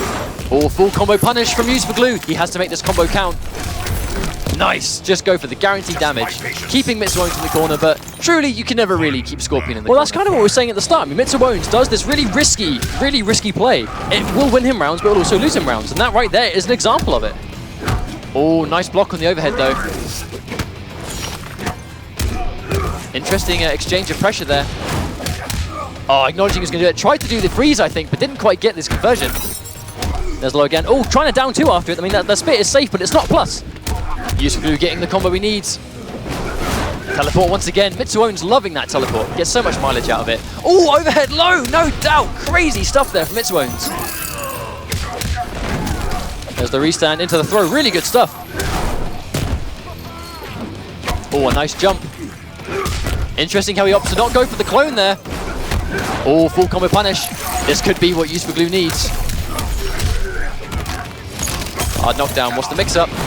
Oh, and he hits it! The throw! Decides to cancel it. I mean, that was honestly, I don't actually think that was a good decision. I don't know why in that situation you would feint your teleport to leave yourself minus and then go for a grab. Anything Glue did other than a grab in that situation would have killed him. Anything he did would have killed him. But again, it's playing on those raw reads. It's got Mitsuone's this far, and it's what's winning him these games. Like, it was, in the spur of the moment, the right decision to make. But if you look at how minus he is, Use for glue could have just done anything there, but just because he whiffed the back 3-3. I mean, I guess that might have been on prediction of Mitsuone's thinking he was going to go for a string, and Use for glue did. No, I would say it was a good read of the situation. It won him the game. But I feel like if you're going to read that he's going to go for a combo string, meter burn teleport would have been a bit of a better option. But I guess it was meter burn teleport into cancel. He cancelled it though. He could have just committed to it and got the full combo.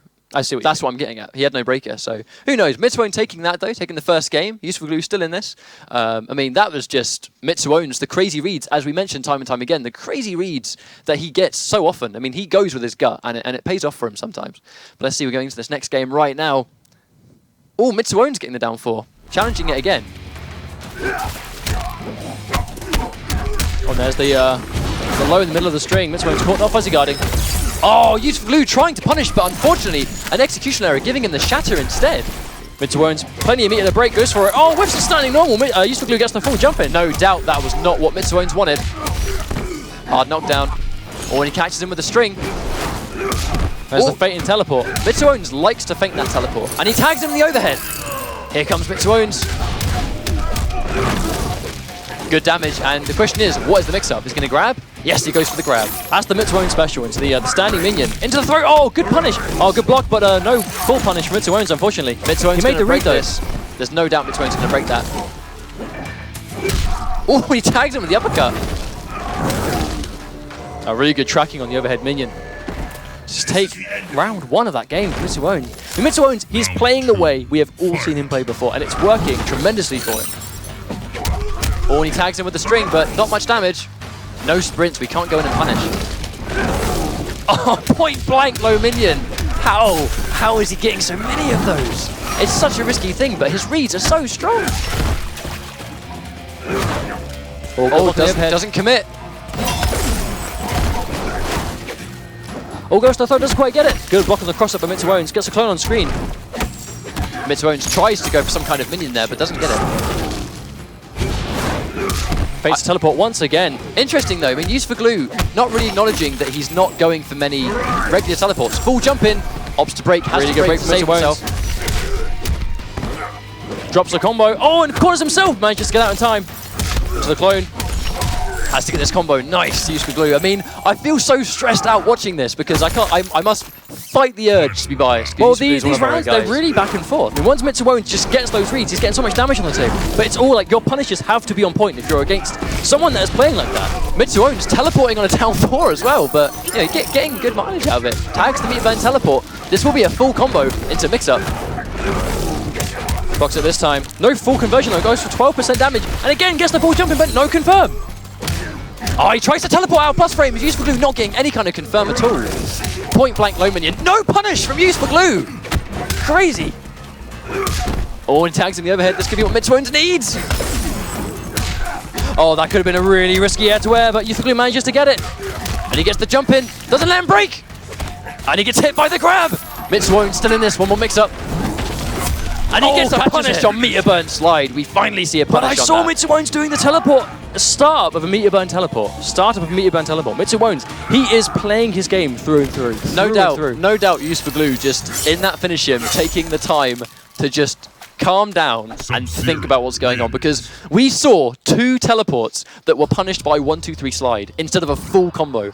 I mean, 1-2 slide, 1-2 slide. it's Wasn't quite the full string. I must fight the urge to be so biased. I mean, Use for Glue, he's been one of our guys for so long. Coming up on 5 years now. Coming on 5 we've known years. this guy. And I would like this guy to do well. I would like this guy to do well. But we know that he gets quite flustered. But Mitsuwon's deserves his place in this league so far because he has played his game from the start. He has not let anything get to him. He has done what he wants to do, and he's having tremendous success with it. He goes with his heart. So I mean, that's it. Massive props to Mitsuwon for just not letting any of this play get to him. Like, he is consistently doing well. Yes, he is throwing rounds away on these risky reads, but he's winning plenty of games with them at the same time. So he's doing really well in this league to get to this point. It's 1-1 right now. 1-1 though. I mean, this is even, and this is it's raising my blood pressure. I mean, crazy that. I mean, you would wonder why Use for Glue doesn't just go for a down 4 every time, because you know, most of the time Mitsuwon does actually challenge he does challenge that a lot. Oh, full combo punish. Probably thought a regular teleport was coming. That can happen where you see a teleport and just don't expect the full thing. No punish on the spear, but manages to get a throw at least. And once again, Mitsuwon's predicting a button press. You can't punish it from that far away. It's better, I think, in that situation, just better to wait. Nice, just to get rid of the environment interaction there. I like the block. He was probably waiting for a slide or something. Well, goes to the trip guard, doesn't quite get it. Good block on the wake up by Mitsuwon. Good read. And just to bag himself round 1. Very dominant round 1. Very, very dominant round 1. Round 2, fight. A lot of neutral ground tags him. Mitsuwon's trying to jump out of a down 4. And once again, I guess that's interesting he's going for that string just to advance. But once again, Mitsuwon's just on these reads. Reading wake up forward too. And he gets hit by the overhead low. I mean, you're seeing such unconventional play, but it's working for him. Obviously go for the throw once. I mean, as soon as you start trying to take the throw, that's when Scorpion goes to 50-50 and you lose the round. And he gets the just gets that instead. Good block on the low. Mitsuwon's trying to jump out, caught by the overhead, but doesn't have the stamina. Cancels it. Good block on the overhead from Use for Glue, but tagged. Or catches the crossover, drops his combo, runs him to the corner, goes to the clone, doesn't quite get it. Probably reads he's going to block, but doesn't. Hit confirm, just dials into the clone. Oh, yeah, hate to see that happen. I mean, he gets the string, but unfortunately, he must have just said in his brain, he is going to block this. He's not going to teleport, he's blocking it, and I'm going to get my clone out. Mitsuwon's didn't block, but gets hit. Mitsuwon's is doing what Mitsuwon's has done since this league began, and he's winning because of it. Absolutely. Use for Glue is making the mistake of thinking that Mitsuwon's is going to change. He's telling himself that he can condition Mitsuwon's. You cannot condition Mitsuwon's. Mitsuwon's will do what he wants, when he wants. If he's got Meteor, he's going to teleport. If he's at a neutral, he's going to throw out low minions, because that's what he does. But it gets him so much success, If you expect the opponent to simply change the way they're playing, I mean, that was not a convincing game that Use for Glue won. So, if anything, why would Mitsuwon make the change? You know, is there a reason to? Mitsuwon's playing his game now in that situation there. I mean, Use for Glue getting caught by basically every read that Mitsuwon's is making. Mitsuwon's is just making really good reads. And right there, in the complete neutral, the low minion, and Use for Glue just getting tagged by everything. Oh, down 4 to go over the overhead. Oh, and he tags the overhead as well. Oh, caught by the end of the 2-1-4. Oh, and he backdashes instead. I'm not sure what Use for Glue is trying to do here. Here comes Mitsuones. Here comes the mix-up. Oh, match point, Mitsuones. Mitsuones. He is absolutely destroying Use for Glue right now. I mean, he's just in his head. You can tell that Use for Glue is playing flustered. He's not paying attention to his stamina meter either. It's very unfortunate because he won the first game, and it's almost like he's just thought that Mitsuones is going to immediately change, and he's not. You know, there's a wake up. Is still playing his game.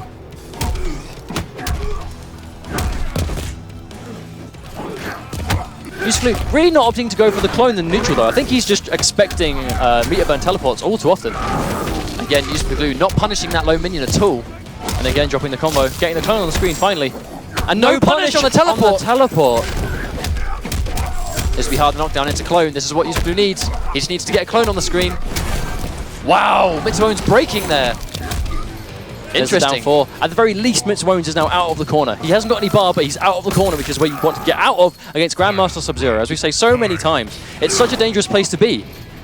But when you're in mid-screen, I mean, no bar. Oh, and there's the low minion once tagged again. by the full screen low minion once again. You wonder how he's getting hit by these so often. He has no breaker because he just broke. He has no stamina, my mistake. Full combo punish. This is what Use for Glue needs. He needs to keep it together. He needs to keep this one together. He has him in the corner. This is Grandmaster. Get a clone on the screen. Here we go. Drops the combo though. Standing one for Mitsuones. There's the overhead. Oh wow, and there's the trade. Oh, lovely read on the wake-up slide. Cancels it again, gets the overhead, gets a double overhead, but does not convert. That does not combo. Full combo punish from Use for Glue. This is what he needs to stay in the tournament. Drops it. He drops his jump-in combo. But Use for Mitsuones jumping out of plus frames. I mean, that was the crucial thing. That could have been disastrous for Use for Glue. Oh my god, my blood pressure can't take this. I can't take this. 2-2. Once again, another 2-2 set. Oh my god. It's so impossibly hard to call. I mean, Mitsuones, he's playing his game, he's doing really well, and he is, you know, he's consistently looking at match point. That was a dominant first round. But at the same time, as soon as Use for Glue gets the punishes, like Use for Glue is getting walked all over when he isn't punishing. When he's punishing, that's when he's getting a lot of damage on the corner carry, and then he's getting the clone, which is what he needs. He's dropping so many punishes that Mitsuones is getting away with murder. Absolutely. We've said this again. I think he's trying to convert off that shatter too, but if you're behind a clone, I wonder why you don't just go for the 50-50 that Sub-Zero has. But I mean, it's the cancel teleport into overhead. Mitsuones does so often. Mitsuones committing to the low minion too. I mean, like, that doesn't combo on hit, I believe. I mean, we saw Use for Glue there get hit by it, and unfortunately didn't take it. But we are going to have last game now. Last game, both players. But I'm not sure. Yeah, we are loading in right now. I think it's going to be a full-on rematch. Yep, Inferno Scorpion versus Sub-Zero once again. Oh, getting tagged, giving Mitsuones that first hit bonus again. Good block in the head once again. Use for Glue really seeing that Mitsuones is going to that as an option really often. Oh, point blank low minion, but no punish from Use for Glue. And there he gets hit by another low minion. No punish. When you're not punishing Scorpion, he gets away with everything. He's not going to have the. He's going to have to go for a slide. He tried to convert there with no stamina, but unfortunately couldn't get anything off there. Oh, he tags him with the forward 4. Mitsuones jumping on the minus frames again. Good block from Use for Glue. But he jumps over, no full punish. Mitsuones gets the break. There's the overhead minion. Oh, and he gets a nice no punish there, unfortunately. He does get the forward 2, but Mitsuones on match point. Once again, Use for Glue is letting Mitsuones get away with murder and more right now. Oh, good block in the environment interaction. Oh, good jump in. This must be a full combo. He needs to make this one count. He needs to snap out of whatever fluster he's got and just make this count. He has him in the corner. Opts not to set up a clone. Opts to not get a clone, but gets hit by the wake up. Cancels it, but it can't cancel the teleport, goes for a button press. Maximum delay wake up from Mitsuones, really good stuff, acknowledges the cross up. Oh, and he gets a really risky wake up spear, but he gets it. So many good reads from Mitsuones right now. Full combo. Again, does Ops go for max damage, catches the back 2. Hard knockdown, Ops to go for a clone. He probably thought it was going to freeze. Here comes Mitsuones. This character is made of comebacks. He gets a low, that could have been the mix-up he needed, but that chip will take it. That low, if committed into a spear, could have very well been Mitsuones' round. Once again, Use for Glue. Mitsuones is mid-screen, he's out of the corner, but he's got 2 bars to work with. Oh, lovely hard knockdown from the slide. A lot of respect there from both players, waiting for wake-up attacks. Mitsuones caught jumping. Oh, low minion, tagged by it again. Oh, there's a drop combo from Mitsuones. Something we don't normally see him do. Oh, that's a full punish. Full punish. Here we go. Here comes Mitsuones. This is going to be big damage. What is the mix-up? He opts to just break instead, save himself from that situation. Catches him in the low minion again! Catches him again! Yusufu sitting at no bar right now. Mitsuones with all that bar to spend. Oh, and this is it. This is going to take the set. Mitsuones will advance if he takes this combo, and that's going to be it. Mitsuones taking this one. 3-2. Yusufu going home. This was a very important win for him. Unfortunately, he is going to be going home. It just makes you wonder, like, there's so many situations where what came down to that set was Yusufu getting tagged by low minions that he really should not have been tagged by, and just not punishing. Like, he punished very little in that set. About 50% of the unsafe moves were actually punished by a combo. Or it's like we said right at the start, we are looking at, this is week 5. This is week 5 of this league. At this point, every match counts. Every match is super important for the points. This is not the time to see play like that. I mean, I don't mean to sound judgmental, I don't mean to sound negative, obviously. But there is so much on the line. Like, but then the top placing players, Foxy, Sumerian, they don't do that. They don't have those issues. So you have to just force yourself to just get yourself into shape, just to not make those mistakes. But I mean, I think as we've said before, Mitsuones will do what he wants. He is unconditionable through and through. You cannot condition Mitsuones. And in that situation there, I mean, like, in situations from full screen, you have no business getting hit by a low minion, because what else is he going to do from that far away? You block low and stand up on reaction to the to the overhead option, and that one sequence was all Mitsuones needed to take the game. But I mean, it's unfortunate to see. I mean, you hate to see sets get lost, due to things like just simple things like moves not being punished correctly. And if someone like Mitsuones gets away with that, he was punishing everything. He was making the reads. He was getting the good wake-ups, the good blocks as well, and his punishes were on point. So it was just a case of, that's how it happens. That's how it goes. Congratulations to Mitsuones for excelling into the semi-finals once again. We'll find out who his opponent will be very shortly, but you have 3 minutes to predict the next match, which we'll find out for you very, very soon. Just to quickly get some information on our next game before we have the predictions, before we know what's going on. Okay, so we have Nivek versus Tough Gong as well. So Nivek and Tough Gong. I believe, my mistake earlier, I believe Tough Gong is the player that defeated Sumerian. I think so. I actually think that Nivek is now getting his chance to get revenge for his Greek friend, who was eliminated by Tough Gong. And Nivek, we've not seen in this top 16 for quite some time, but this guy has been tearing it up in Greece. He's the Greek Kombat Cup qualifier. We'll see him again in Paris. And he was also at the Fans' Choice Tournament, where he managed to take 7 games straight off of Foxy Grandpa in Grand Finals, as well as defeating Justin Wong, putting him into losers, and eliminating Perfect Legend as well. So this guy, he's no joke. He's shown he really knows how to play this game. Absolutely. I mean, we're going into this next match. I do believe we are going into a break while we set up this match.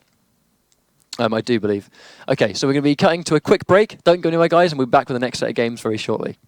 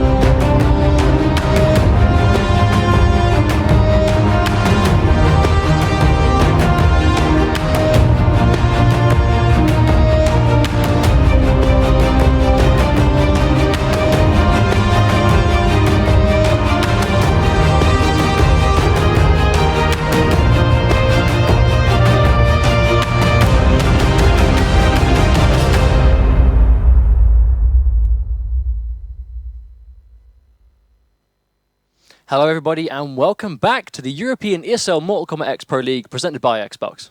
Going into this next match, it is going to be Tough Gong versus Nivek. We're going to no doubt see Thunder God Raiden once again. Just to sort of remind you guys, Nivek is one of the more dominant players at the moment, I think, in Europe. Was sent to the Fans' Choice Tournament last week, getting second place, taking 7 straight games. Taking 7 straight games off of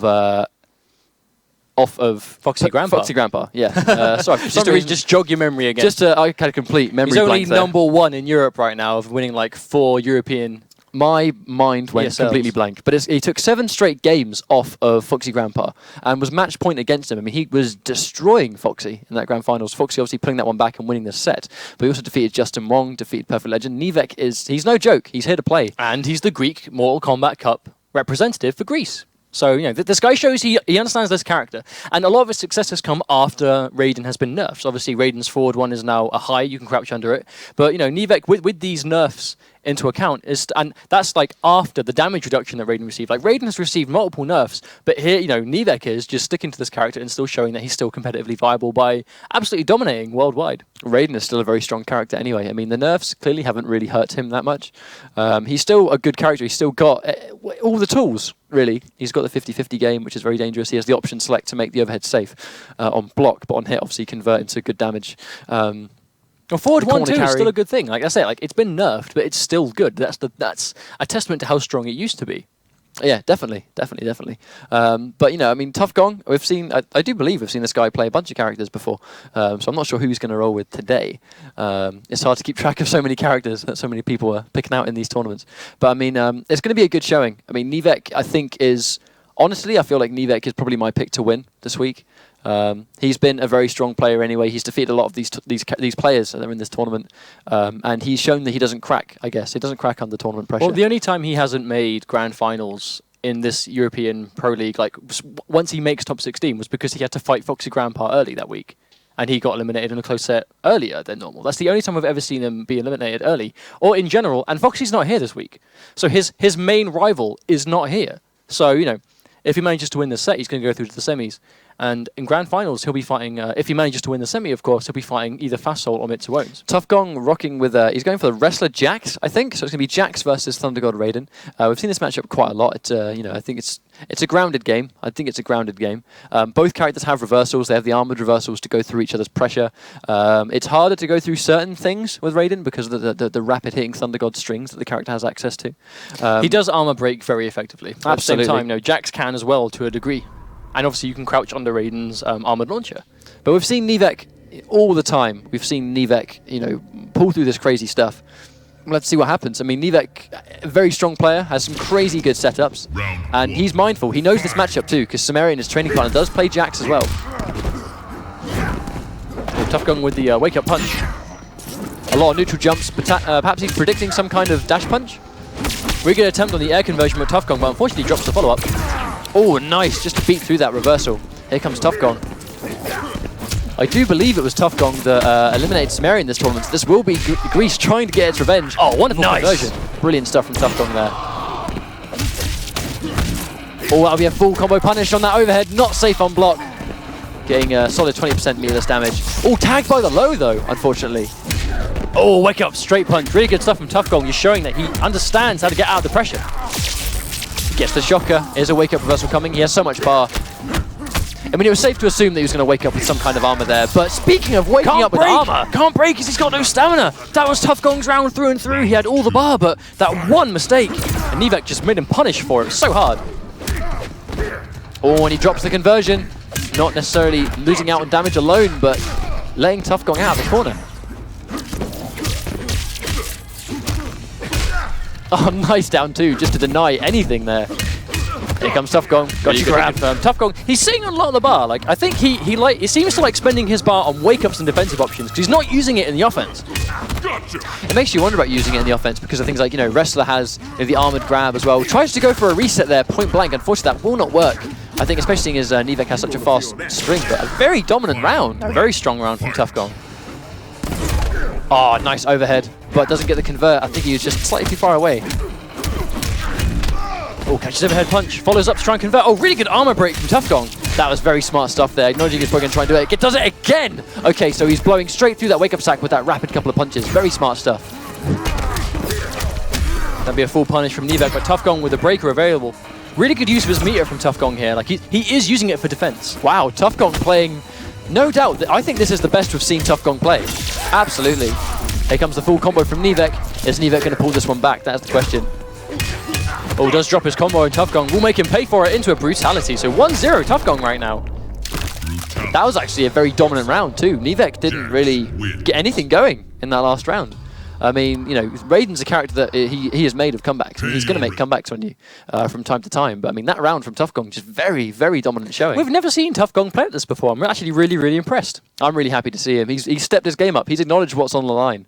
You know, he knows what he needs to do to win, which is up his game and be better than everyone else, you know, and that's what he needs to do. Well, he's looking at a very convincing 1-0 right now over Nivek, so Nivek going clearly on Raiden again. Something he has done has paid off for him. Like something he's decided to just really just bring his A game today. It's quite interesting showing Raiden that you can't armored reversal because of the 1-1, I believe, the couple of punches they hit so rapidly they chew through armor before it connects. We saw that he did it twice. That was no accident. That was intentional armor breaking. Really smart stuff, and that decided the first game. The question is Nivek going to make the adjustments? And, you know, potentially not wake up, wait for the 1-1, let himself become minus, who knows? Oh, lovely first hit from the grab.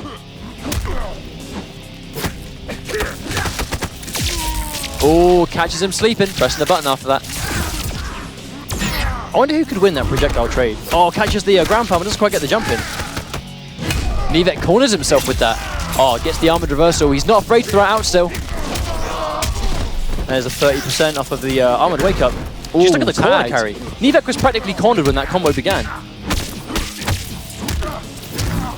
Oh, he tries to go for an armor. That was no doubt probably supposed to be an armored dash punch there, not a regular one. There's the one once again. Nivek realizes that Tough Gong's just uses breaker, so no reason not to. Unfortunately, that does drop the combo, but it doesn't really matter anymore. Corner carry, and this is exactly where Nivek wants him to be. Acknowledges that he does a delayed wake up, therefore cannot wake up attack, and then just goes for the chip damage. Smart stuff. Just look at the amount of meter he managed to build there as well. He's already looking at 2 and a bit bars. Oh, gets caught by the jump. Lovely hit confirm into the straight. Yeah, not only that hit confirm, big deal there, but it's also knocking him through. Oh, caught jumping into the ball, unfortunately, but doesn't get the conversion. This will be a full combo. Tough Gong opting to save his meter. Probably some kind of reversal, I think. There's the restand into the overhead. Really smart stuff, but Tough Gong, again, really good use of his meter, so he's managed to get a breaker just to get away from it, but Nivek, oh, gets the jump in, but oh, the drop combo will make him eat the wake-up reversal. Unfortunately, when he dropped that kind of combo, I mean, that combo drop killed him. I mean, that combo drop was the result of that result in Nivek taking that game. But he was playing solid. Nivek just, I think, counter-poking him a lot, getting good reads on that reversal and just putting the pressure on, reading his own armor too. Nivek, it wasn't really I don't think it was like a massive adjustment as much as it was just Nivek kind of slowing it down. Well, it's like we said earlier, like the worst kind of combo drop is when you drop a combo and then yourself become punishable. If that punishable drop is you in the corner against Thunder God Raiden, that is the worst possible time that can happen because he will kill you for that. Like, this is a 50-50 character in the corner. He's got massive damage, really good meter build. In the corner, if you put yourself in that situation, even if it's by accident, obviously, it's a hard thing to come back from. And Tough Gong, unfortunately, let himself get put in that situation. Nivek made full advantage of it. Well, it's characters that you just generally don't want to corner yourself with anyway. So characters like Raiden, Sub-Zero, Quan Chi, these guys that have amazing corner games. If you put yourself in the corner by mistake, it will be more costly than it originally seems. But going into here, oh, empty jump grab. I mean, that is a hell of a way to start the game. And then there's the token Raiden neutral jump punch. Again, Nivek drops the combo, bags himself a mere 15% damage.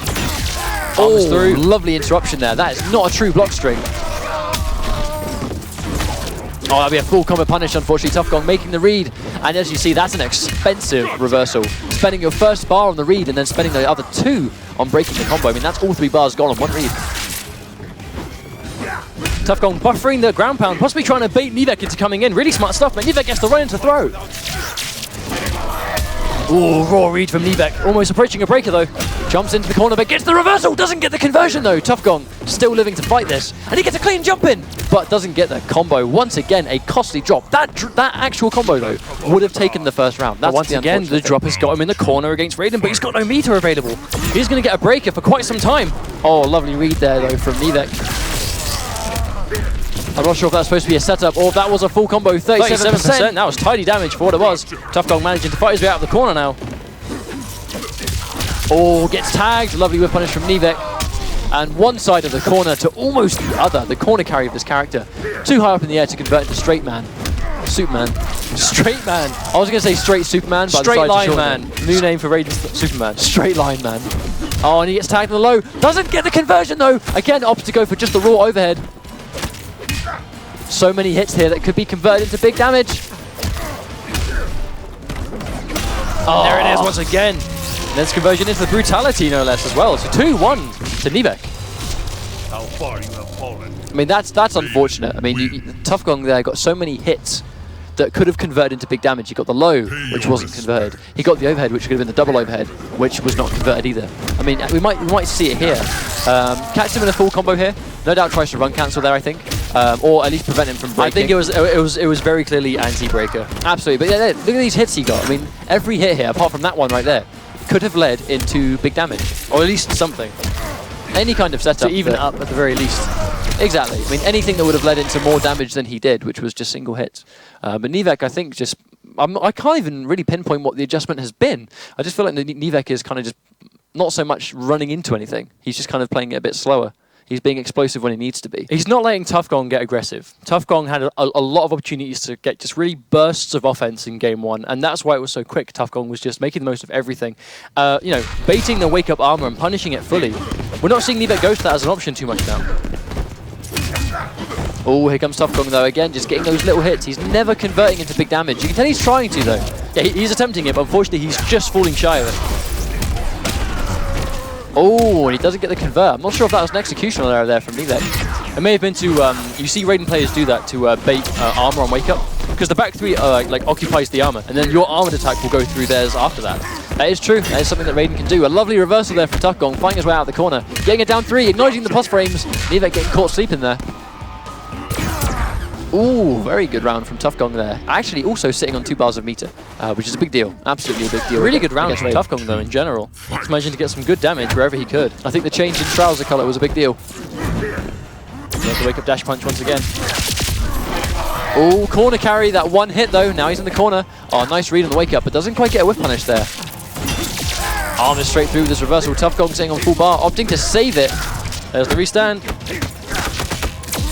Oh, and he gets caught by the shocker grab. Tough Gong going to wake up attacks very often in the set. Nivek not really trying to shut him down too much though. I think he's just trying to play it safe, block, make him minus, then make him eat at 50-50. Oh, and he goes the ambiguous. He's trying to go some kind of like ambiguous here. I think it was a wake up reversal setup. Absolutely, but I mean, Nivek now sitting on match point. I mean, he's only 1 bar down on Tough Gong. With Thunder God Raiden, that's full bar. like 1 block string though. Exactly. I mean, it doesn't take much. Lovely reactions there on the meter burn reversal. Amazing reactions from Nivek. He will go into that. I was about to say, he's definitely going to punch himself into that one. I was about to say, and then there's no doubt Nivek's going to tech roll in Superman. Tough Gong's getting zoned now. Hardcore hit. Oh, faded with the grab. Really smart stuff from Nivek. You tricky man, Nivek. You tricky man. Oh, he tries to convert as well. That would have been really sick. But then a clean neutral jump. I mean, that was just, I know what you're going to do, and here's the proof. Amazing stuff from Nivek. Raiden wins. Really clean game 3. I mean, it was looking good for Tough Gong. It really was. I just think Nivek was just getting those raw reads on the neutral jump punches on the armor. Just again, it's like you said before. Nivek was just on point with the counter poking with the armor. He was acknowledging that Tough Gong was pressing down 1 after straight punch. He was pressing down 1 after gotcha grab, and he was able to make full advantage of that. But coming up, we're going to have Lowland Lion's own Taco versus White Black. No doubt going to be Sub-Zero versus Liu Kang, but we're going to have to see how this goes. We've mentioned before, I mean, Taco is your Holland champion for the Mortal Kombat Cup. He is the guy that's going to be representing Holland in the Mortal Kombat Cup in a few weeks' time. And White Black is one of the qualifiers for the French version of the MK Cup. You know, the French qualifying sequence. So White Black has already won a Combat Cup style tournament to qualify for the French finals, which will be taking place on the same day that we'll see the Combat Cup European finals, where Taco is Holland's representative. I don't think these guys have played before, but they will no doubt, if White Black wins the French overall qualifier and becomes France's representative into the Combat Cup finals, this is a match we're no doubt going to see. So how this goes now could cement in these guys' heads something for the future. Yeah, I mean, I've said before, this could very well be like a taste of things to come, really. These guys will... Mortal Kombat 1 quote, movie. See what I did there? That was good. Never will it go amiss. I'm a big Mortal Kombat nerd, man. I mean, I can't deny that. But I mean, going into this match, you have 3 minutes as of now to make your predictions. Do you think Lowland Lion's own Taco is going to win, or do you think White Black is going to win? You have 3 minutes as of now to make that choice. This is done in Twitch chat. Exclamation mark, predict, followed by the points you'd like to spend, up to 10, followed by the player you think is going to win the set. I don't know how to call this one, honestly. Taco has more ESL experience, but White Black has the tournament experience. I mean, you know, for those that are unaware, White Black really arguably the best and strongest Marvel vs. Capcom player One of the in Europe. most dominant European Marvel vs. Capcom 3 players we've ever seen. I mean, he places well numerous times at EVO, and he's won numerous majors for Marvel 3 around Europe. So, this guy knows his stuff. He is no stranger to competitive video games. And he knows how to handle tournament pressure. I mean, that's one of the big deals, acknowledging how to handle the stress of being in a tournament. And we see time and time again guys that they have what it takes. They're fundamentally strong. They've got execution. They've got their combos. They know matchups. They're ready for a tournament. But the one thing they're not ready for is the stress that the tournament could potentially put on you. Especially when we're approaching quite possibly like the most important time for the ESL Pro League. For Well, MKX. let me remind you guys at home, I mean, the prize pot for the top 16 in Burbank is no longer $50,000 minimum. It is a minimum of $100,000. 100K for one tournament. If you qualify to be one of those top 16 players, Madzin has already qualified to be one of your European representatives by winning the mid-season showdown last week. There are 4 slots left. Foxy is pretty much a shoo-in to take one of those, so there are 3 slots left, really. Or if you think about it that way, I mean, Foxy has 400 points right now. It's very unlikely. In order for him to not be one of the top 4, that means there have to be at least 3 other players in that top 4 that have 400. He has over double what second place currently has, so it's going to be very hard for him to not be. So the players that are left... And let's not forget that the second place is Sumerian, who is not in this tournament this week. Exactly. So you have to think to yourself, I have what is effectively 3 to 4 tournaments left to qualify for points for these, and there are 3 ways I can do that. If you're not currently in the top 5, if you don't place well in one of these times, that might be the thing that costs you that time later. If you're already in it, you have to think, if I don't keep placing, someone is going to place better than me and take over my spot. So that's the situation these players have found themselves in, which is why I believe we see so much nervous play. We're seeing a lot of combo drops today. I mean, too many. There is no getting around it. We are seeing a lot of execution errors, which is a shame. But when you take into account what they're playing for, you can understand and relate to why. I mean, we're all human at the end of the day. There's always a player at the end of that controller who is feeling, what they're playing for. Well, the thing is, that's it, really. I mean, it's easy at home to go, man, those guys are dropping loads of combos and they're doing this and doing that. But, if you're sitting in a tournament match and this one match, use for Glue versus Mitsuones, for example, if that one match was a decider between going to LA to play for $100,000 and not going to LA to play for $100,000, that's going to get to you quite a bit. That's going to be on your mind. It's impossible to put that out of your mind. It's what we saw, literally what we saw last week. We saw in the mid-season showdown, it was LLL Taco versus Madzin. Grandfinals 3-2 set match point, both players. Amazing set. They were both Amazing set. a mere round away from going to America to compete in the Burbank finals for that minimum 100K pot. They were in that exact situation, and these players are finding themselves closer and closer to being there too. But we are setting up this next match right now. I do very much think that White Black is just going to rock Liu Kang. I mean, that's the character. That's the character that White Black has been sticking with, and it gives him good variety. I mean, Dragon's Fire Liu Kang is very versatile. I mean, I can't see what the character lacks in terms of just what you need to be a good character in Mortal Kombat X. He's got good projectiles. He's got counter zoning elements with the low fireball. He's got run cancels from his strings, which give him good pressure and making himself more safe.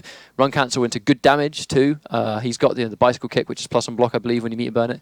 The flying kick, he's got the things to react to. He's got a good uppercut for anti-air, I do believe. We're seeing it used a lot for that, so I assume so. So, he fits into the game quite tidily, I feel. And, White Black, I don't know how new he is to Mortal Kombat X. I don't know how new he is to this game. But, he's doing well at the moment, as we've mentioned. One of the French qualifiers for the Mortal Kombat Cup. He will be playing to see who is the French qualifier in a few weeks' time at the Japan Con, I believe. That is the tournament for it. In Paris, not in Japan. But, he's here to play, as everyone is, and he's doing really well at the moment. But he needs to do well in these tournaments. He hasn't earned many points at all. He needs to place highly in all these weeks. He is yet to place top 16, so he has his work out for him. As we can see, the current top 16 places, there is about 5 to 10 placement points in between some of them. Sometimes the gap is a little larger. It's about 30, 40 points. But when you're looking at 100 points for first place, 75 for second, and 50 for third and fourth, below that, you go down to 5 points for 32. So you can see the difference in these higher placings. So making top 4 is, even if you lose now, you'll think to yourself, well, at least I got 50. At least I got multiple times what 30 other people did below me. I think, we're at a point now where placing highly isn't preferred, it's now mandatory. You need to place highly in these tournaments. If you want to be one of those qualifiers now, you got to place. You got to earn that spot. And if 5 or 10 points is the difference between you going and someone else going, I mean, that can add up quite significantly. Absolutely. But I mean, the Grandmaster versus Liu Kang matchup, I'm not sure how to call it. I can see Low Fireball being really good at shutting down the clone. I mean, obviously, it goes under projectile. So if it goes under Sub's Ice Ball to clean punish, that's really good. However, the Ice Ball moves really slowly. So surely Low Fireball recovers quick enough that you can throw Low Fireball and then block in time. I mean, this is all theory, because it's not a matchup that I've seen very often. But I assume that Low Fireball will be able to punish Sub and then you can block in time. But at the same time, Sub's got a lot of defensive options at getting out of tight frame traps, which Liu Kang has to enforce to the frame if he's going to not let Sub-Zero get out of them. But that's what I like about this game. I mean, the game is so early. It's hard to believe the game is only like 2 months old at this point. The amount of development we see with the characters, the players, the global coverage of the game. I mean, 2 months doesn't seem like a long time, but when you see what is achieved in that 2 months, let's look at where we're going to be in a year's time. How are tier lists going to look? Who are we going to see played? Like, are we never going to see Raiden again in a year's time?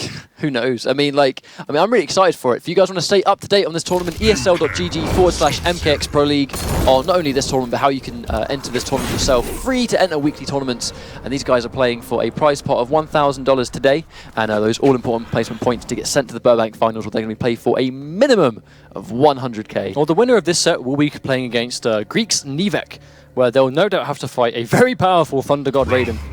So knowing that's on the other end of this set might not be the greatest thing, but if they manage to take down Nivek after this, then they'll go into Grand Finals knowing, I beat Nivek.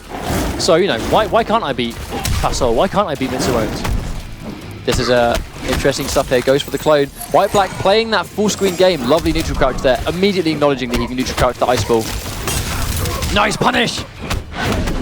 That's the thing. Back 1-2 and forward 4-2 into clone against a lot of characters are actually not safe on block. I believe there may have been a clean punish on the back 2 from White Black with the low kick. If we see it numerous times, I will believe it is a legit punish.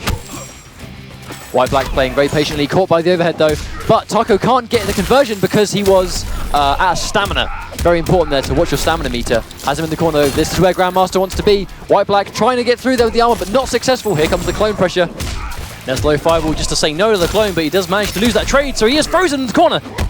Taco has got him exactly where he wants him to be, and he will freeze himself by sticking out a foot when he shouldn't have. No doubt, I think White Black might have tried to do a straight kick there. That must have been an executional error. Gets a good down one. This down one is massive. He can't break because he has no stamina. He has to break, but now he is literally a fireball's health away.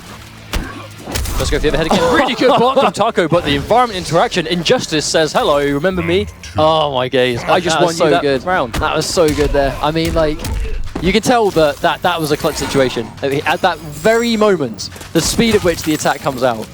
So strong. So strong there from White Black, but now he finds himself in the corner once again. Oh, good clone from Taco. Oh, runs in the back 2, really smart stuff. Oh, misses the conversion, doesn't quite fall low enough. And this is what you want. I mean, this is Grandmaster, If you can get a clone on the screen, you absolutely must put a clone on the screen. And Taco just making sure that if you're in the corner, there's going to be a clone in front of you, no matter what. Smart stuff from White Black, just to fight his way out of the corner. Staying full screen.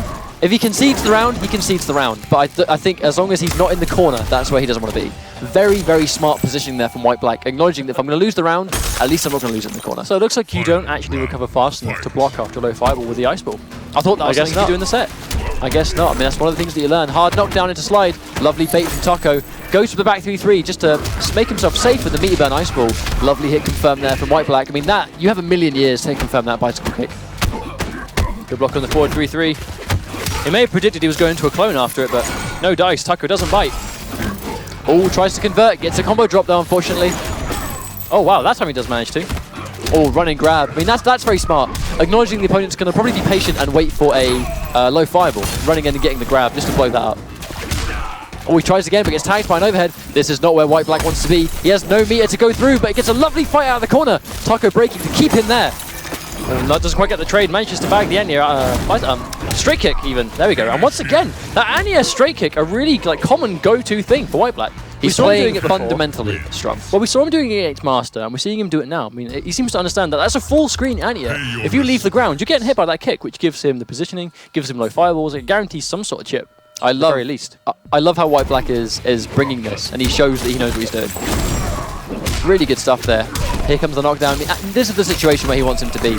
But you know, White Black gets that one escape out of the corner. I mean, this is actually the round one, unfortunately. But this is what Grandmaster wants to do.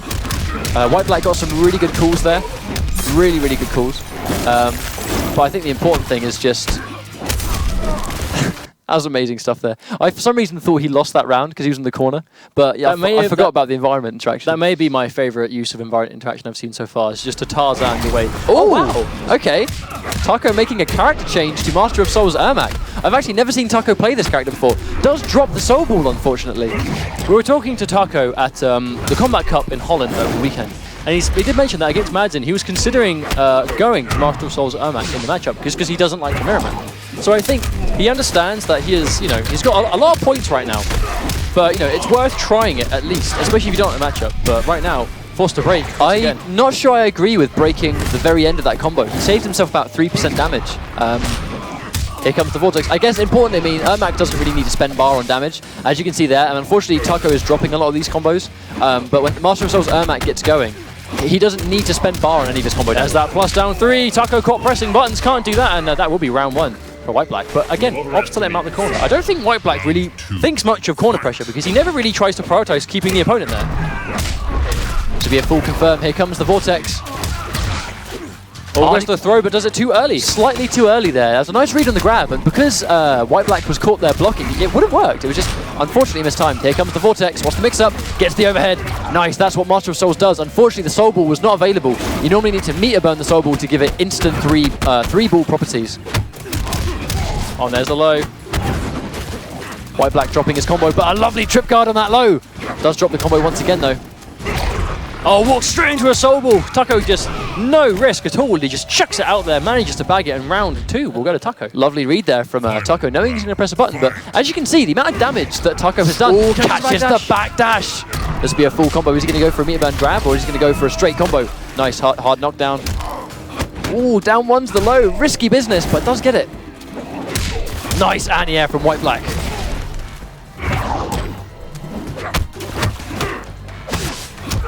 Good patience there, acknowledging he's minus and then pressing a button afterwards. Almost getting a jump in there. Lovely meter burn grab. Lovely restand into the low. Here comes White Black. Full combo here. Lovely instant air combo. Oh, the hard knockdown. Oh, into the throw. White Black showing some really cool stuff right now. Oh, the dominance. The dominance of that. I think White Black assumed that Taco was going to wake up teleport, and he understood that even though wake up teleport has armor with Ermac, he would still take the damage, and the straight kick damage is all he needed to win. Really smart stuff from White Black. I'm really happy to see him really just bringing this tremendous Liu Kang, just really smart stuff with him. But what makes me happier is showing that meter burn grab, so smart, and that lovely conversion. Gets the knockdown there, opts to end it, waits for him to see what he does, acknowledges that he does a delayed wake up and would have to take the mix up, and banks on the fact that he's not going to jump. That was so smart from White Black. But what I really love here is that White Black is showing us that you don't need to play. You don't have to have been a veteran of Mortal Kombat X or Mortal Kombat in general to be good in X. White Black, I don't know how much experience he has with Mortal Kombat, but he is not a Mortal Kombat player. And here he is, taking to the game really well, playing Liu Kang, who is fundamentally very sound, and he's making it work. He might quite be a Mortal Kombat player after this, I'll tell you. Absolutely. He walks away with $100,000 because he wins Burbank. Oh, and he gets the trip guard again. Lovely positioning, letting the jump whiff. And he anti-airs him with a very clean. I mean, there are recovery frames when you land on a jump. That's what you're seeing there. He's getting a full combo. Bait on the wake up. Oh, this is so strong. So smart from White Black. And he gets a full combo punish once again. Oh, the execution as well. Lovely run cancel. What a sequence from White Black. Match point. What a round. Match point, White Black. He's all over him right now. Taco just, funny enough, Grandmaster, a character where if you get put in the corner, you're in big trouble. Taco has found himself in the corner. I love the idea of doing that into meter burn clone to make himself safer though. That was very smart. Oh, he gets him with the back fist. Bruce Lee. That's 2-1-2. Really good conversion from Taco. Wonderful 22% damage into corner carry. Just like this. A sequence of 2 hits and he's already cornered White Black. Doesn't get the conversion again. Wants to just too high up into the air to get the refreeze. White Black having to spend a lot of sort of his ammunition just to kind of stay alive. Interesting then. I'm sure that was supposed to be some kind of slide. Standing 4 just to blow through. Risky stuff from Taco, but is it going to bring someone back? He's looking at almost 2 bars. Oh, not quite enough. Get back down here. I've seen that one before.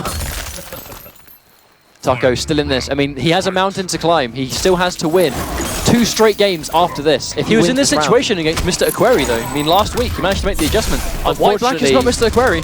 He doesn't hit confirm into the combo, unfortunately. Leaving him restanding, throwing him into the corner. So smart from White Black.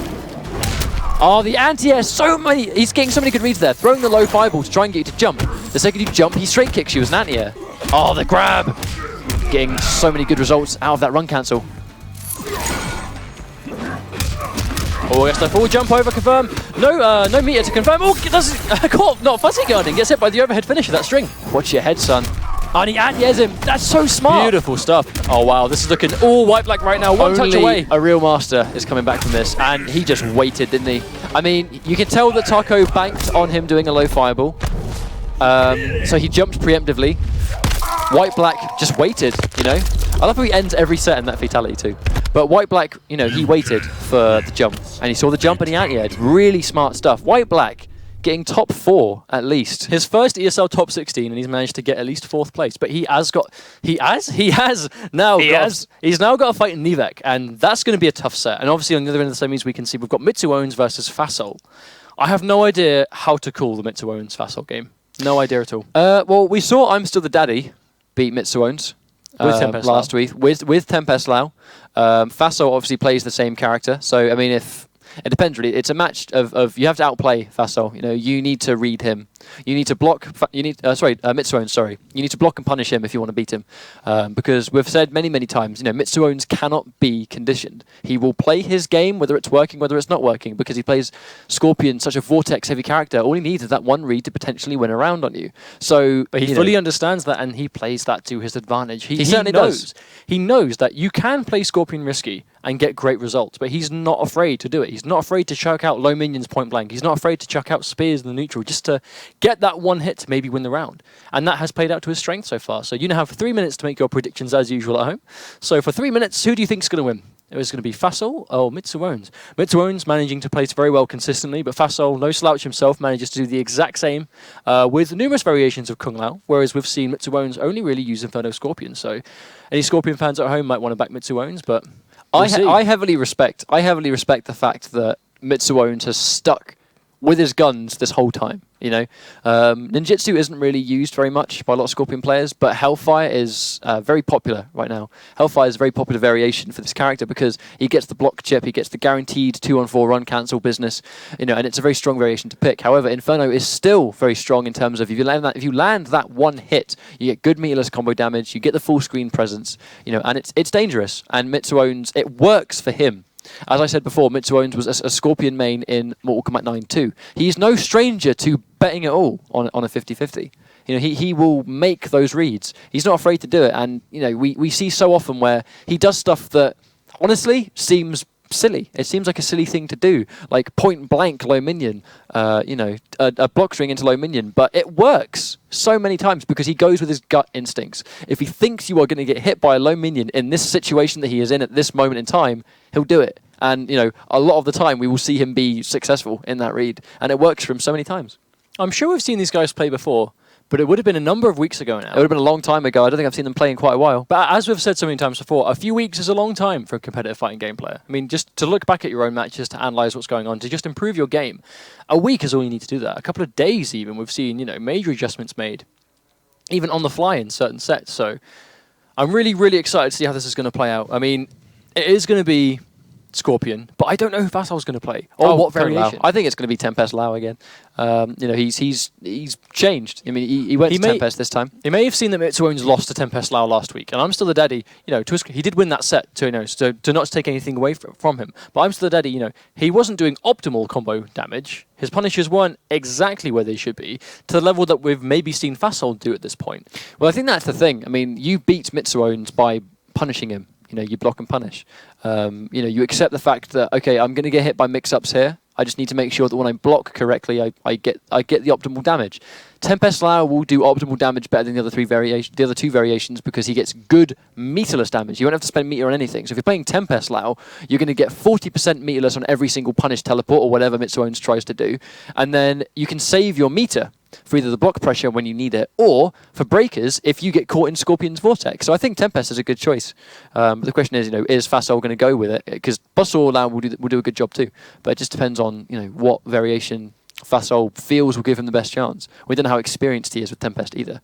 Well, not to mention that Scorpion doesn't have a huge amount of armor outside of Wake Up teleport, so Meter Burn Spin from max range could blow up quite a lot of this, Meter Burn teleport after certain normals get hit, or if he does a low minion, his Meter Burn teleport, like EX spin will blow that up clean, like we saw numerous times last week. Yeah, where Mitsuones teleported into the spin. It was pretty funny. That was one of my favourite moments of last week by far, though. Because it happened twice, didn't it? More than once. Like first time, it looked accidental, but then the second time, in the exact same situation, we thought, oh, okay, maybe he is just reading him like a book right now. Well, it paid off. I mean, I'm So the Daddy beat Mitsuones 3-1. He finally got his revenge as well, which was quite funny. I guess we've been with this tournament since the beginning, and Mitsuones doing a fair amount of trolling to I'm So the Daddy when they first played, and then I'm So the Daddy weeks and weeks later, get his vengeance, getting his revenge where it matters. I find getting revenge on Scorpion's quite ironic, though, if you really think about it. I suppose so, really. But I think we are ready to set up. We have set up our first game. Both players are in the King of the Hill, ready to go. We're sliding into the next match now. We'll be with you as soon as possible. But it should be a really good set. I mean, like I said, I've not seen these guys play in a while. I'm sure they've played before. I just haven't seen it in quite a long time. But no doubt, Inferno Scorpion, straight into Inferno Scorpion. Fasol, I think he is going to go Kung Lao. Or is he going to change? No, he's going to go Kung Lao. The question is, what variation? Or he's going to go Katana. I know Fasol likes Katana. It's the character he played in MK9, wasn't it? I'm not sure. I know he played a bit of MK9. I've never seen Fasol play Mortal Kombat 9 before. But we do know that Mitsuones was a Scorpion main in MK9, at the very least. He's thinking. And there you go. He is going to go with Kung Lao. What variation? Tempest or Buzzsaw? I doubt he's going to use Hat Trick. I've never seen him use Hat Trick. Yep, he's going to go for Tempest. Now, this is a matchup of Kung Lao just playing his pressure game. But more so, you're just going to need to make the reads against Mitsuones, because, as I said before, he's going to do what he wants. You cannot... I've never seen a player so unconditionable, because, he's going to do what he wants to do, and it works a lot for him. So the key is just acknowledging that and then punishing him correctly. He gets the plus frames, tagged by the down 4. Mitsuones caught sleeping there. Oh, there wasn't a legit combo. Caught pressing buttons in between. Fasol manages to bag 36% damage. Really not too bad at all. Mitsuones opts to cancel that teleport a lot more than he actually commits to it. Oh, and he tries to go for the read there. Oh, my days. Fasol drops the combo. He got the read on the Meter Burn teleport, but didn't get the punish on it. You are -3 after that spinning hat, I believe, when it's not Meter Burned. Oh, good block of Mitsuones. Mitsuones doing a really good job of just baiting wake-ups right now. He's been doing it all day, and it's been really successful. But unfortunately, he actually didn't punish the spin with anything other than a standing 1. Nice convert, and that will take round 1, almost. And he throws it low just to prevent him from doing anything else. Smart stuff there. Really smart from Fasol. Just throws it low so he can't crouch under it. If he Meter Burn, he couldn't consider no bar. If he wake up teleport, it would hit him before it came out. But he had no bar, so he wasn't able to do it. Yeah, exactly. Just really clever. Fasol not afraid to wake up teleport. Drops the combo but gets good damage. If you drop your combo right at the end, it's not a huge issue because you still get the bulk of the damage there. Here comes the full combo. To throw. Oh no!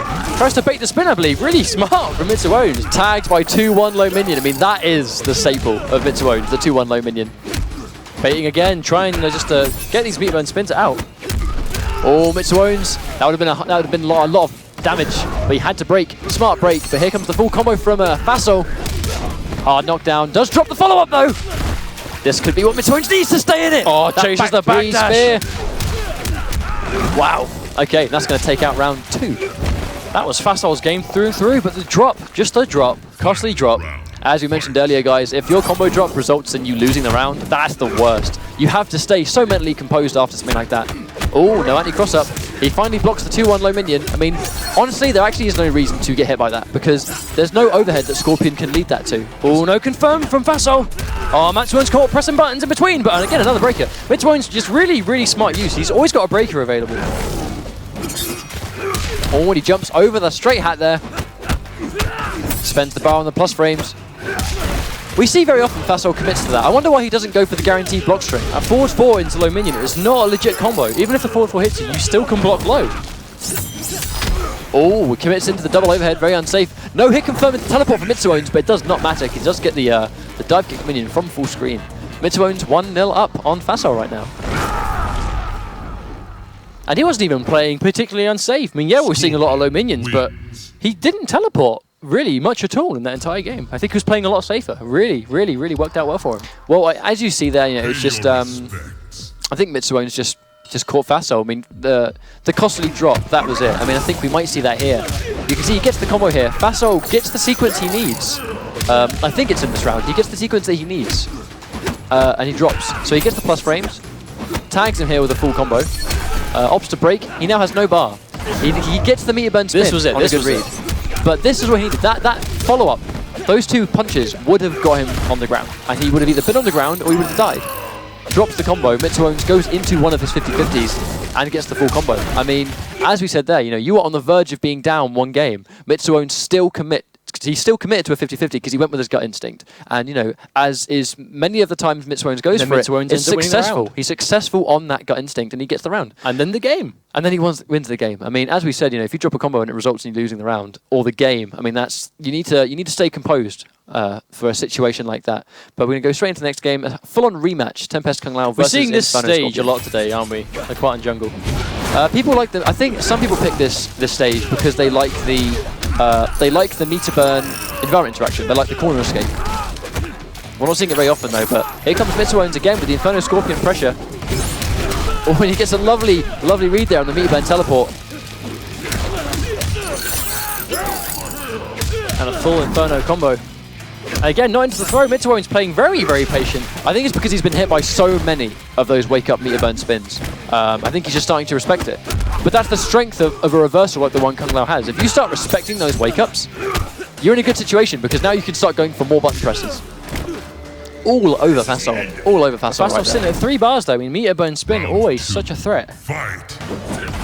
Just like lovely anti-air. Again, I mean, Kung Lao, you cannot jump in on him if he's got bar. Oh, caught by a full screen low minion. You wonder why. No confirm from Mitsuones. Very uncharacteristic of him to let a low minion not result in a full combo. Now be a full combo from Fasol. Does drop the conversion though. And he gets he tries to bait. Wow, he spends so much meter, but not punished by Mitsuones. And he gets a meter burn teleport. That was an expensive sequence of 2 special moves. Looking really good for Mitsuones right now. This might be what he needs. There's the low. Oh, doesn't confirm this one time though. I'm sure he tried to convert. I'm certain that was a conversion attempt. Oh, and he drops the combo, but no punish from Mitsuones. It does not matter though, he's still in a good situation. Oh, the orbiting hat doesn't quite hit him before the teleport though. And he's not even punishing the spin, but it does not need to. Mitsuones 2-0 up. You wonder why these punishes are getting dropped because we mentioned right before, if you're not punishing, you are letting people get away with too much. And that's the reality. And if that's the reality, Inferno Scorpion, he's getting away with murder if you're not punishing him. But then Kung Lao, if you're not punishing meter burn spin, when does that not become a thing he's going to go to? Absolutely. We saw back-to-back meter burn spins that were still not punished. He did meter burn spin and then meter burn span again. Well, that's no doubt why we saw the second spin. Because Mitsuones, he doesn't always go for a legit punish, but he will at least go for the overhead to splat. That's not a clean punish. If he meter burn spins again, it will beat that. But that one time he didn't do it. But again, he wasn't punished. Very interesting to see that at this stage of the tournament. You wonder if Fasol, he has actually made the change to... no, he was going to make the change to Fasol, but he opted to go back to Tempest. So it's going to be a full-on rematch once again. Basically, Fasol just needs to start punishing Mitsuones. It's crazy how he's... as we mentioned, you know, the stress of a tournament can really get to you as a player. But, you know, you just need to stay cool and understand what the guy's going to do, and then just try and capitalize on that. But, you know, hopefully he can keep it together. And we're not going to have a 3 straight set. That's it. He has to win 3 straight games now to make this comeback. It's going to be really difficult, especially against a player like Mitsuones, who is willing to bet it all on one teleport. Oh, that'll be a full convert from Fasol. And that's the damage that he needs to keep getting there. Oh, point-blank minion. You can actually interrupt that. Nice hit confirm.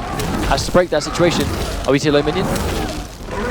And that's the pattern. Two grounded overhead minions into a low. I mean, that is a full-on pattern that Mitsuones does every single week. There's the confirm into Fasol. I mean, again, when Fasol doesn't drop his combos, it's like we saw Yusuf Glue fight him. When he was getting the punishes and not dropping the combos, he was winning. But as soon as he dropped, that was it. It was costing him game. Well, and Fasol was seeing the same thing. 3. And that's it. It's the pattern. Once again, I literally called it right there for a reason. I was like 1, 2, and that's it, low minion. Faso hopefully becomes wise to this pattern. And he tries to do a point blank. I'm not sure if that was intentional or not. There we go, just Faso just getting the aggression now.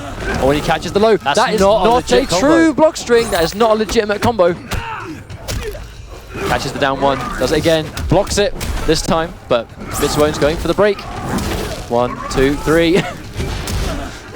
Stream, do it with me. Just looking around for Mitsuone's right now. Yeah, just wow, like that. Match point. Mitsuone's playing so risky, but again, as we say every week, it's paying out for him. We said sometimes you 3-0, sometimes you get 3-0'd, and right now, Mitsuone's is in the process of 3-0ing Faso. Point blank low minion. This time does not pay out, but Faso dropping the combo, not giving optimal damage. That could have been 40%. There's the low, there's the 50-50.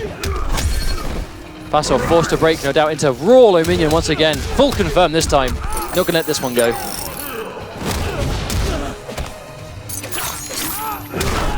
Here comes Mitsuone's, much like the last time. This is going to be hard. Caught the teleport.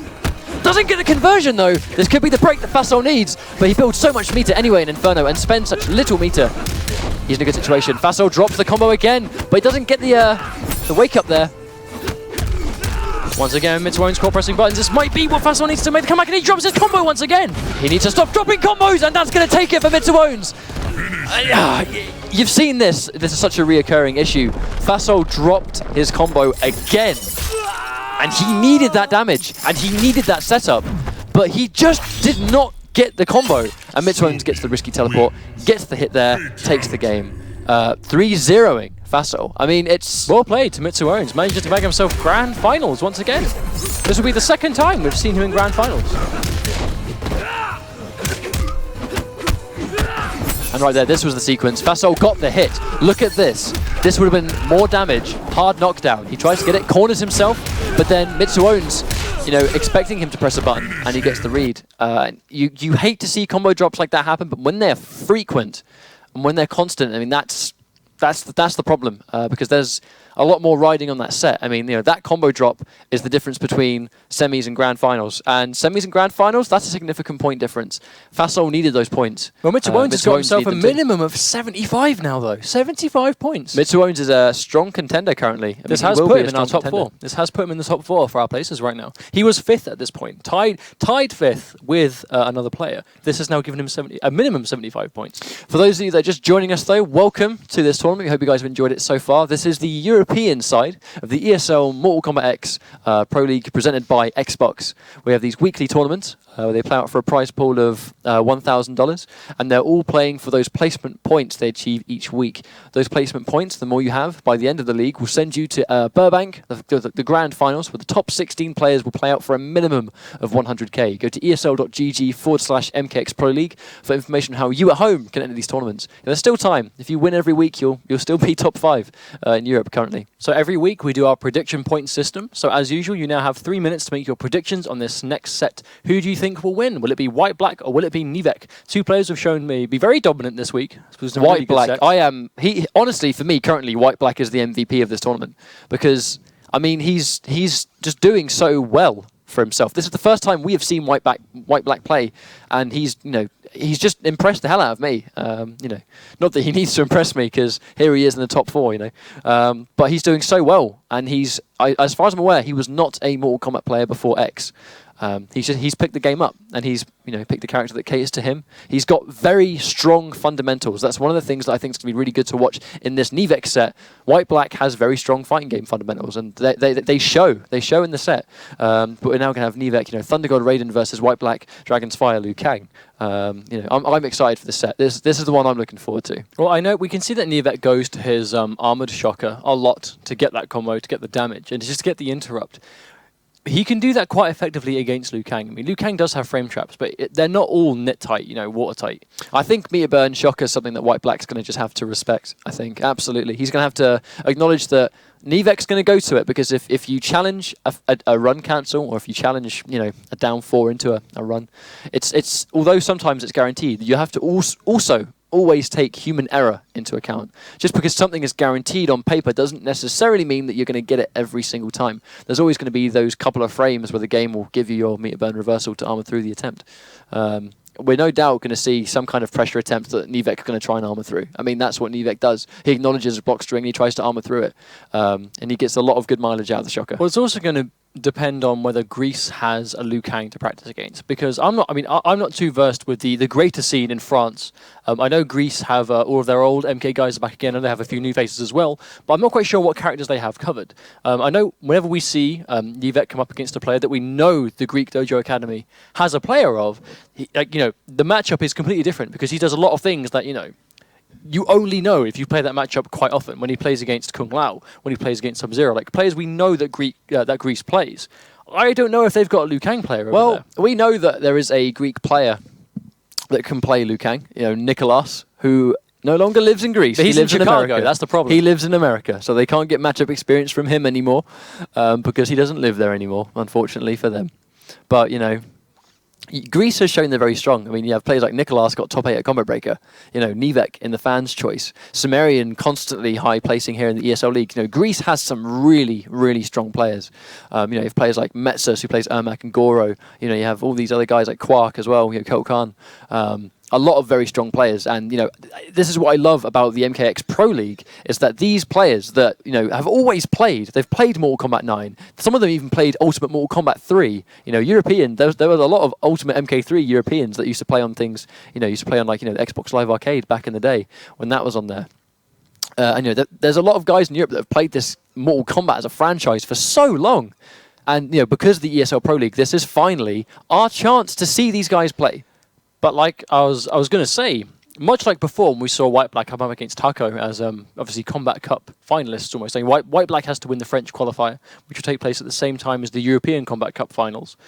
Nivek is Greece's qualifier for the Mortal Kombat Cup. So again, if White Black qualifies, this is a matchup they're going to have to play if they want to both win that tournament. So again, we'll see today and see, if this will be a taste of things to come once again to how the Combat Cup is going to go later when we do the finals in Paris. That is very, very true. I mean, we saw, Taco versus White Black. Taco, 3-0'd. No, not Taco, sorry. White Black 3-0'd Taco, I believe. Which was brilliant, for him. Because he's now got in a situation where he's got the points. He's in a good situation. And that was, as I mentioned earlier, that's something that's their first set. They're no doubt going to play in the MK Cup finals if White Black qualifies for France. Nivek being Greece's qualifying champion for that. He very well might have to fight White Black offline in the tournament too.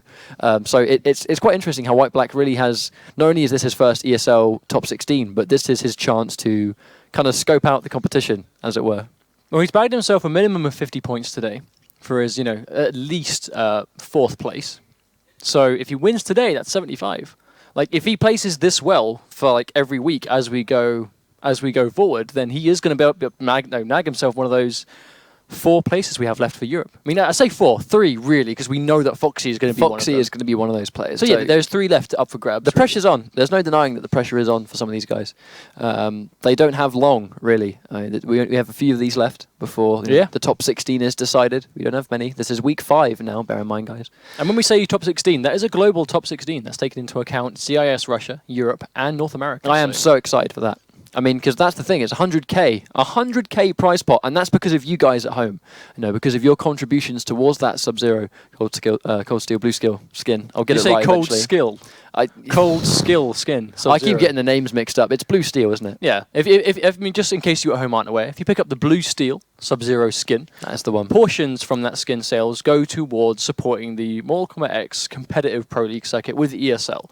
So you guys are making this happen. If it weren't for you guys putting so much contribution towards that skin, this Pro League and the grassroots tournaments that have had these pot bonuses, it wouldn't be as possible if it wasn't for the support that you guys at home are giving us. So a huge thank you. Well, the global finals, they started out at $50,000 prize. It's Which now was gone up. Fantastic. It's anyway. now gone up to $100,000, and there's still time. I would like to see if that goes up. I mean, obviously, it all depends on the contributions of those at home. If you want to support the scene, pick up that skin, and you will directly support the competitive circuit for ESL and all the players that will be playing for that big money.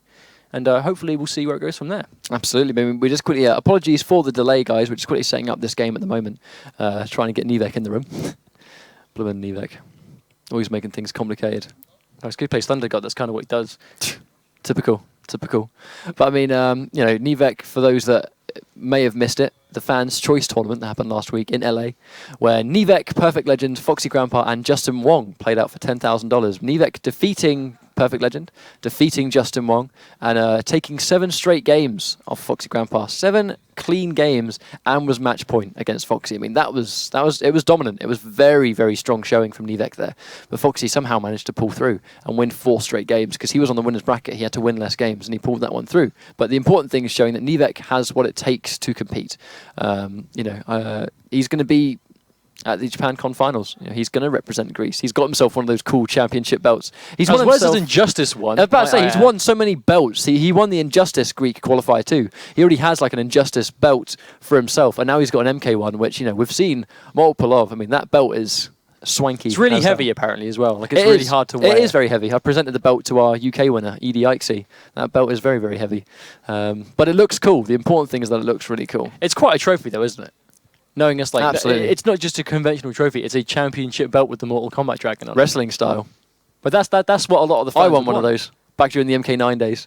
I mean, they've done these tournaments for a long time. I think it's just it's post-launch is more important, because I think more of a worthy champion is decided when the tournament is done post-launch. It gives everyone equal time with the game. Everyone can get their hands on it, and it's the final code too. So it's like we said like earlier on in the evening. It's 2 months now almost into the game's been out. That's a long time. There's a long time for fighting game players to really flesh out the game. I mean, we're seeing so many characters represented now, so many variations, so many countries. Like, it's a global thing. But 2 months it's only been 2 months. It feels like so much longer. I know, right? Because the quality of play worldwide is so strong. I mean, honestly, it looks now to me, the quality of play we see now reminds me of MK9 3 years later. Yes, absolutely. It took a lot of players. I mean, part of that was a really good training mode. Now, I mean, MKX has the greatest training mode. Of any MK by far. Of any Mortal Kombat, the greatest training mode of any Mortal Kombat. So you now have a chance to go into training and look for stuff. And you can find all this high level stuff just by yourself without needing a human opponent. I mean, we were quite fortunate during the days of Mortal Kombat 9, how we had each other to test setups with. So if I wanted to test something, I had a human opponent. And now with MKX, you get things done, just frame. You can test things on the frame to see if things work or not. And because of all this kind of, the group collaboration with all these fighting game communities around the world, not just in the UK, but, America having so many solid scenes, they've all come together, and you can see so many amazing players already. We had things like the Commonwealth, that major in America, where we had just amazing, phenomenal play from every player there. Well, we saw Fisticuffs Johnny, we saw Melina, Raminus. I heard Johnny Cage was bad because he had no 50-50s, and then DJT pulls out Fisticuffs Cage and gets grand finals. Sending Sonic Fox to losers bracket was by far, one of the most famous MKX players on the planet right now. DJT 3-0 Sonic Fox in the winners bracket. Obviously, Sonic Fox winning the tournament when it was impossible to call because it was so close. But he did win that whole tournament. But, DJT sending him into losers very convincingly with a character with no 50-50s. You don't need them. You need strong footsies. As a good player, you don't need those. Fundamentals help. They do. Fundamentals will always help you. Being good at the game to start with is always a good benefit to being able to win with a character. Well, we talk about good characters all the time, but I think it's also a factor of whether you're good enough to implement those. I mean, during the days of MK9, loads of people played Cabal, but there were only a few consistent Cabal players. You still need to be of that level to truly exploit what the character is completely capable of. And not everyone can do that. But, you also take those characters that play strong ground games and don't need, I guess, easier mix-ups. They can just play through just pure fundamentals alone, like Tempest Lau, like Fisticuffs Johnny Cage. We played Madzin last night. Now, obviously, Madzin, who was the noob cybot of the world, really, for Mortal Kombat 9, and here he is. He was Europe's qualifier last week for the Mid-Season Showdown, showing us an amazing Blood God Kotal Khan with the buffs that Blood God Kotal received.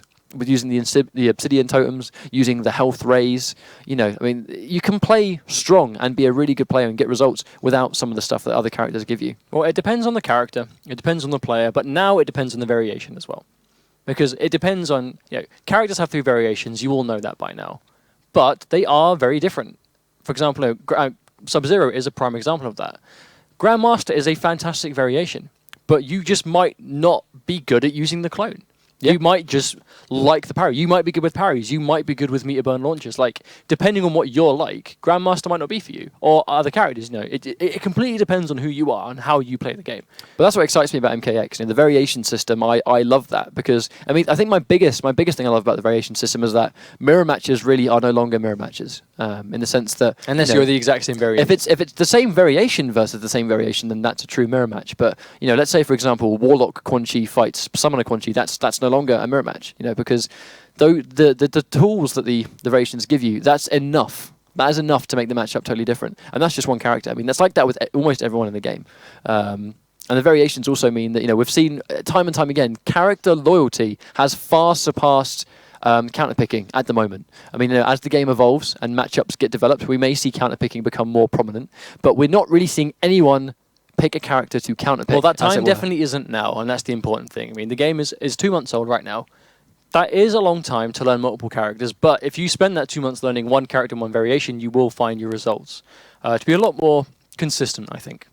Well, Foxy Grandpa, most dominant player in Europe so far with just Buzzsaw Kung Lao. Literally only using Buzzsaw Kung Lao, and it's taken him all this way. Nivek only using Thunder God Raiden, and it's taking him all this way as well. I mean, we're seeing Foxy experiment with Tempest. Mitsuo's only Inferno Scorpion. But his Tempest isn't really as refined as his Buzzsaw, though. He just hasn't simply put the same amount of time into it, so it's just not going to be that way.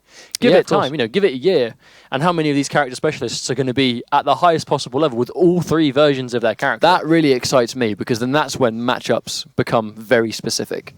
If you're a master of all 3 variations, and the 3 variations are varied variations, basically, wouldn't that be convenient? Exactly. But what I'm saying is, if you are amazing with all 3 variations, if this game in 2 years' time, you have a character specialist that is a master of all 3, and matchups at that point would have been fully developed. Matchups would have been fully decided.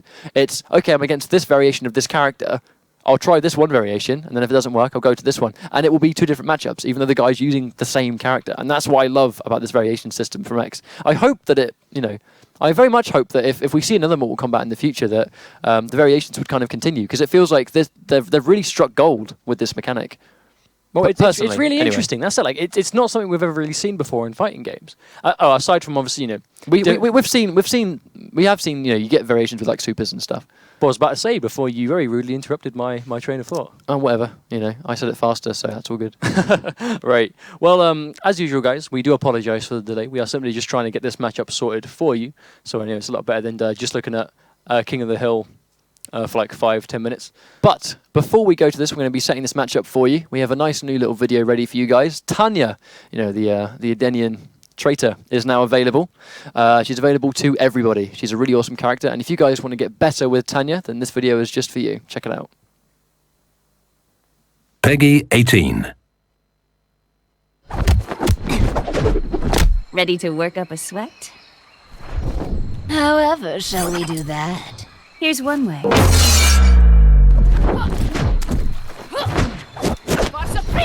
Tanya, the Edenian rebel. Both highly skilled as a fighter and political provocateur, Tanya will stop at nothing to make her dream of a free Edenia a reality.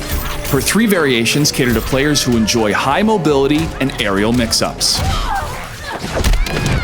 You will die for naught. In the Dragon Naginata variation, Tanya shows off her long-range mastery. Strike enemies with overhead or low attacks from staff stance. Spinning kick, back forward Y plus right trigger, is a fast armored attack that leaves Tanya in staff stance, where she can continue to mix up her opponents or push them to the corner. Keep in mind what you choose to end your combo with. Staff spin will push an enemy full screen, but spin cycle, back AY, will keep them closer for another mix-up.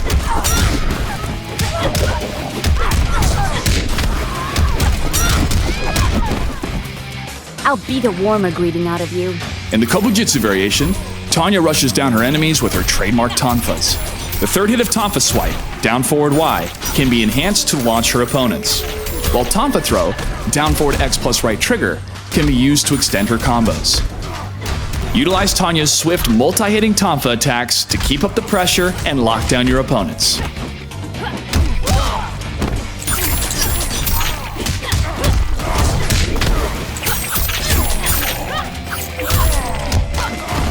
Your ego needs boundaries. In the Pyromancer variation, Tanya gains new fireball projectiles. Her new special move Dark Shroud, down forward Y, marks her target for a short time. When marked, opponents will take increased damage from her pyro attacks. Canceling your combos early with Dark Shroud gives Tanya a huge increase in potential damage. The key to Tanya's gameplay revolves around aerial mobility combined with strong overhead and low special attacks. Mastering her teleports opens avenues of attack for both rushdown and keep away styles. Explore her different special attacks to maintain her mobile dominance in the fight. Quick teleport forward, down forward A plus right trigger, can be used to escape or extend combos. Keep in mind, even after a teleport, all her aerial options are accessible.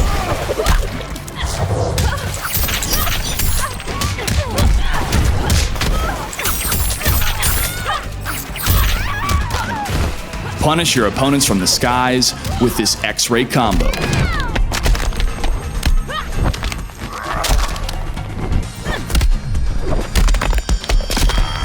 And take a little off the top with her brutality.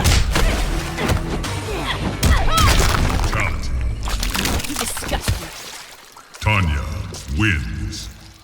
Purchase the Combat Pack or the standalone DLC to unlock Tanya, and tune in to the ESL Mortal Kombat X Pro League presented by Xbox.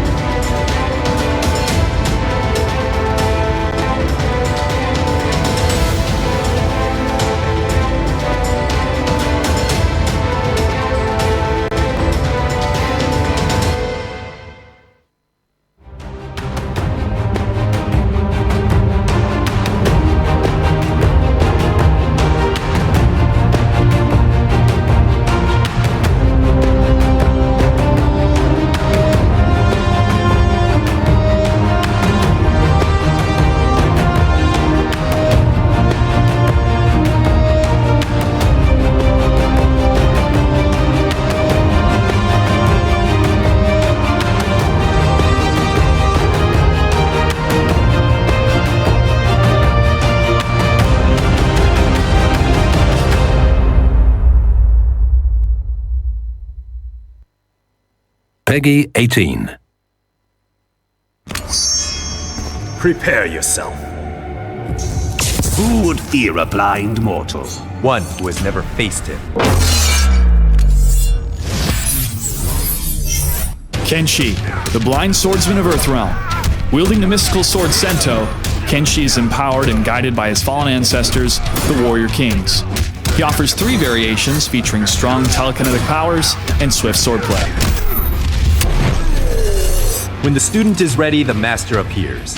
In the balanced variation, Kenshi's ancestors manifest themselves through his blade. Spirit Push, back forward Y, and Telefury, back forward A, are great combo enders that help push enemies to the corner. Rising Karma, down back X, is a great combo extender that helps Kenshi deal damage and build meter.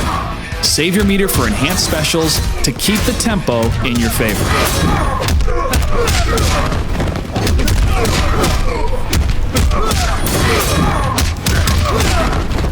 I merely hope to learn from you.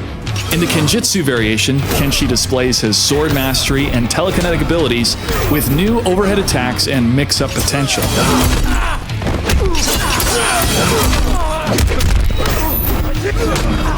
Mix in his low attacks with enhanced spinning blade for deadly overhead combos. After Rising Sword, down back X, use Low Punch, down X to extend his combos. Watch Sento quickly return to Kenshi's back and flash white to help with the timing, and follow up with Telesuspend, down back B right trigger to continue the combo. I will cast you into darkness. In the Possess variation, the Broken Sento blade unleashes the fury of Kenshi's ancestors. Kenshi uses a low special move Demon Drop, down back B and right trigger, that will extend combos, as well as a teleport to increase his mobility. Be mindful of which special move you choose to end your combos with. Demon Assault, forward back Y, will yield the most damage, but Spinning Hell, forward B, will keep your opponent closer for a mix-up. Kenshi's strength is in his zone control, and knowing the ranges of your special attacks to pressure and force mistakes from your opponents. Patience and spacing are key. Use effective meter management to get yourself out of high-pressure situations and extend combos. Use your safe strings, like Split Ends, BYX, and Spinning Sin, back AY, to check your opponent, and threaten hasty attackers with powerful armored specials. Stand your ground and cut down your foes with this X-ray combo.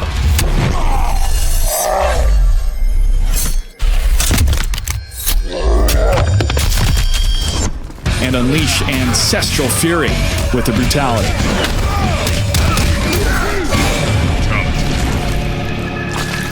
You show little promise. Kenshi wins. Purchase the Combat Pack to unlock Kenshi's Samurai skin, and tune into the ESL Mortal Kombat X Pro League presented by Xbox.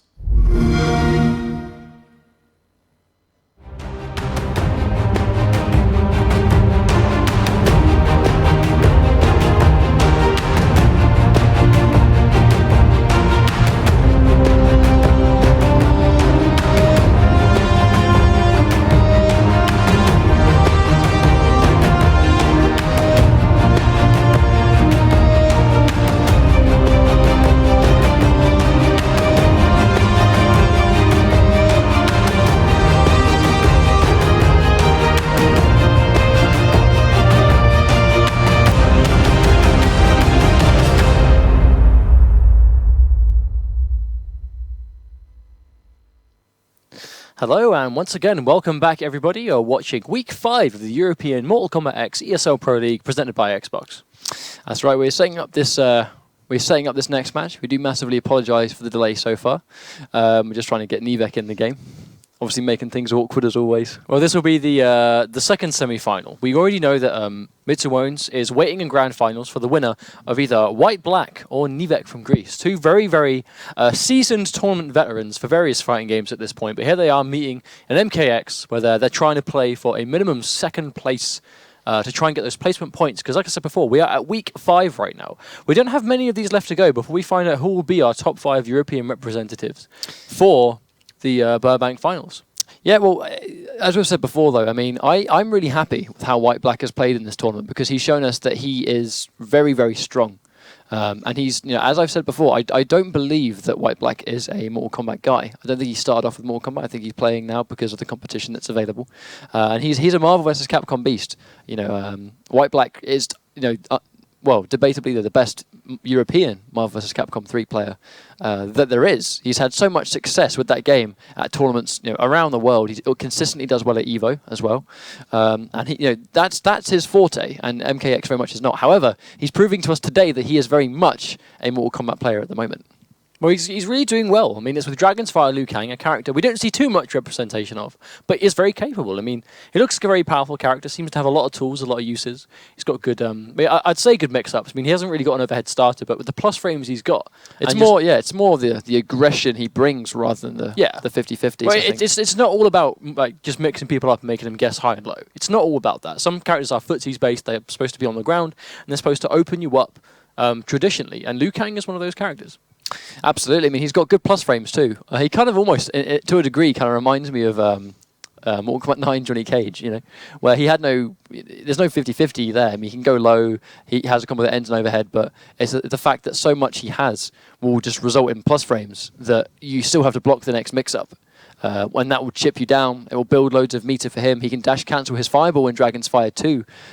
He gets a lot of options that are not just simple highs and lows situations because you take a lot of chip damage. He builds a lot of meter in the process. He's got good counter zoning. He's got a good, he's got a wake up game as well. The slow fireball is phenomenal. I see it used a lot as a wake up attack as well. I mean, I've only ever seen, the only players I've seen personally who play Liu Kang was Rakamaka from the UK. Used to play MK9 all the time, and Kerbalicious, who was a very powerful MK9 player, played Johnny Cage and Liu Kang in that game too.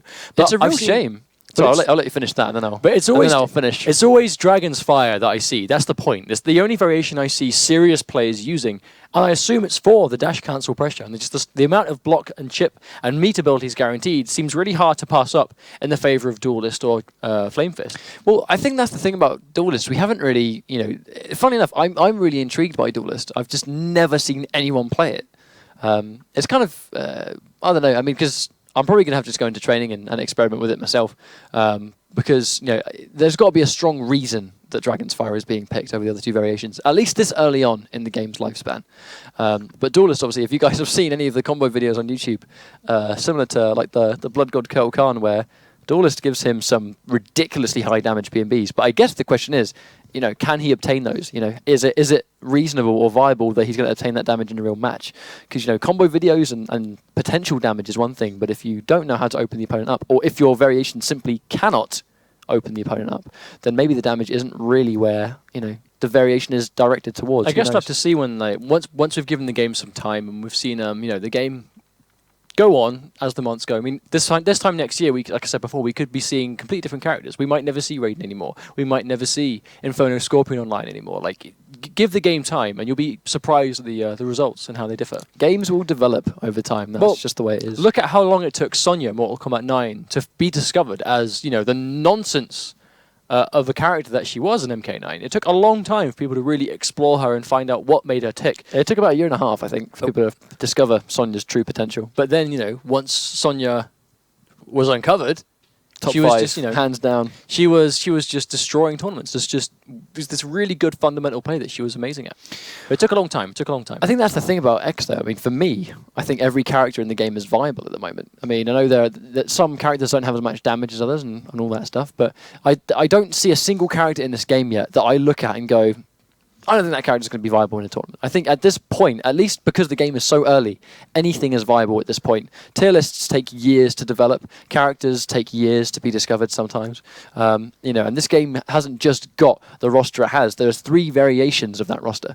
And that just triples the content. Well, the examples of low tier characters being people having negative opinions of and how they need to be changed and adjusted immediately.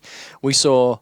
People thought Takeda was a terrible character, proceeds to place top 8 at the next major with a really fundamentally sound Takeda play. Johnny Cage, as I've said before, apparently low tier because he needs 50-50s to be viable. Then Denzel Terry manages to get second place at one of the most stacked tournaments that the US has ever seen for Mortal Kombat X. With fisticuffs Johnny Cage. Not only getting second place, but 3-0ing. I mean, Sonic Fox won the whole tournament because he pulled it back. He did pull that back. Really close grand final set. But in the winners bracket, DJT, Denzel Terry, 3-0 Sonic Fox with 50-50. And fisticuffs Johnny Cage. Fisticuffs is the variation that people said wasn't good at the time. Yeah. Everyone looked at the other 2 variations and went, yeah, fisticuffs, not good, no good. And they dismissed it. This wasn't everyone. This was just, a few people that just, I guess, instantly dismissed fisticuffs, and then here comes a player that just, I guess, unlocked the character's potential. And you see that quite often. That there are certain characters in fighting games that, the reality is not everyone can play them at the top level. They just don't click. You need the right player. You need the right player with the right character. Exactly. I mean, there are some characters in games that just don't click with every single person. But there are some characters that do. They will click with you. But when it comes to those characters that don't click with everyone, it takes a specific guy or girl, to bring that character out and show us all how good they actually are. And Denzel Terry absolutely did that with fisticuffs, and it wasn't even just Commonwealth. He went on a rampage in a team battle too, with fisticuffs, showing us there how good this character was. And we see it a lot, and we'll no doubt see it in tournaments to come, even in these ESL leagues. Hopefully, someone brings out an unconventional character. And shows everyone how good they are. We talked about Madzin and his blood god Kotal Khan. I would absolutely love to see Madzin come to one of these ESL tournaments with blood god Kotal now and show us all what he can do, because he can afford to be a bit creative, really, because he's already qualified. He's laughing. He is the guaranteed spot right now. He has got one of the spots guaranteed locked for his win of the mid-season showdown last week. So, I hope we see that if he decides to enter these weeks to come and manages to make top 16. I would once again like to apologise for the delay to this next semi-final. We are having some connection issues with some of the players. So we're trying to sort this out for you as soon as possible. So once again, we'd like to apologise for the delay, but we're doing what we can to resolve it as soon as we can. And we'll get you watching this. Will no doubt be a really good set as soon as we can. I'm trying very hard to get this match on the go because I'm very excited. I want to see it. I'm really excited to see it. I don't want to make you guys at home feel worse. Once again, we do massively apologise for the delay right now.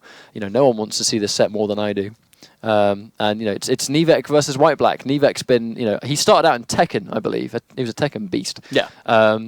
When he was part of, what was it? Was it Violence? That was Team Violence in Greece. That was like a Greek team that a bunch of the GDA, what became GDA, I think. They were part of Team Violence. And they all played Tekken. Mortal Kombat 9 came out. They all made the transition onto Mortal Kombat 9. But Nivek now part of Elysium Gaming. His success is taken in places. And obviously, not just taking him to Greek tournaments, but taking him to the worldwide tournaments. The LA, flown into LA, because if you guys at home voted for Foxy, you voted for Nivek, you wanted Europeans to be represented at the Viewers' Choice tournament. And they were. You guys took first and second. You guys did do it, and they got first and second. I was so proud of them for that achievement, though. Really proud. I mean, I was really proud of them guys for placing highly, but I was really proud of you guys at home that made that happen. I mean, I really wanted to see the 2 European guys see what they will, see how they hold up against Perfect Legend and Justin Wong, and they did extremely well. And again, it was thanks to you guys at home that made that possible. So thank you very much for that. I'm sure the players would have a thing or two to thank you about as well for the fact that absolutely a lot of them won a substantial amount of money. They all managed to go to LA, so I'm sure it was a fantastic experience all around. We've mentioned this before. Like Foxy, I'm fairly certain Foxy's made about 11.5 grand with Mortal Kombat, and the game's literally. Crazy. I'm not even sure the game's been out for 2 months yet. Sonic Fox has no doubt made loads of money winning Fatal 8, winning the ESL tournaments. He won, second place Combo Breaker, first place Commonwealth. It's a lot of money to make from playing, but it's a good time. This is a good time to be a competitive Mortal Kombat player, no doubt about it. The support that Warner Brothers and ESL have given this game so far it's phenomenal, especially as a Mortal Kombat player that we're not used to this. We're not used to this kind of representation. We all played for the vast majority low price pots, basically almost next to no financial incentive, just love of the game. In Europe, at least. I understand America had the MLG circuit, they had the pot bonus for EVO as well. But in Europe, this is something we're just not used to seeing. So I would like to personally thank Warner Brothers and ESL for bringing this to us, and obviously to Xbox for this league. It has been a fantastic experience so far.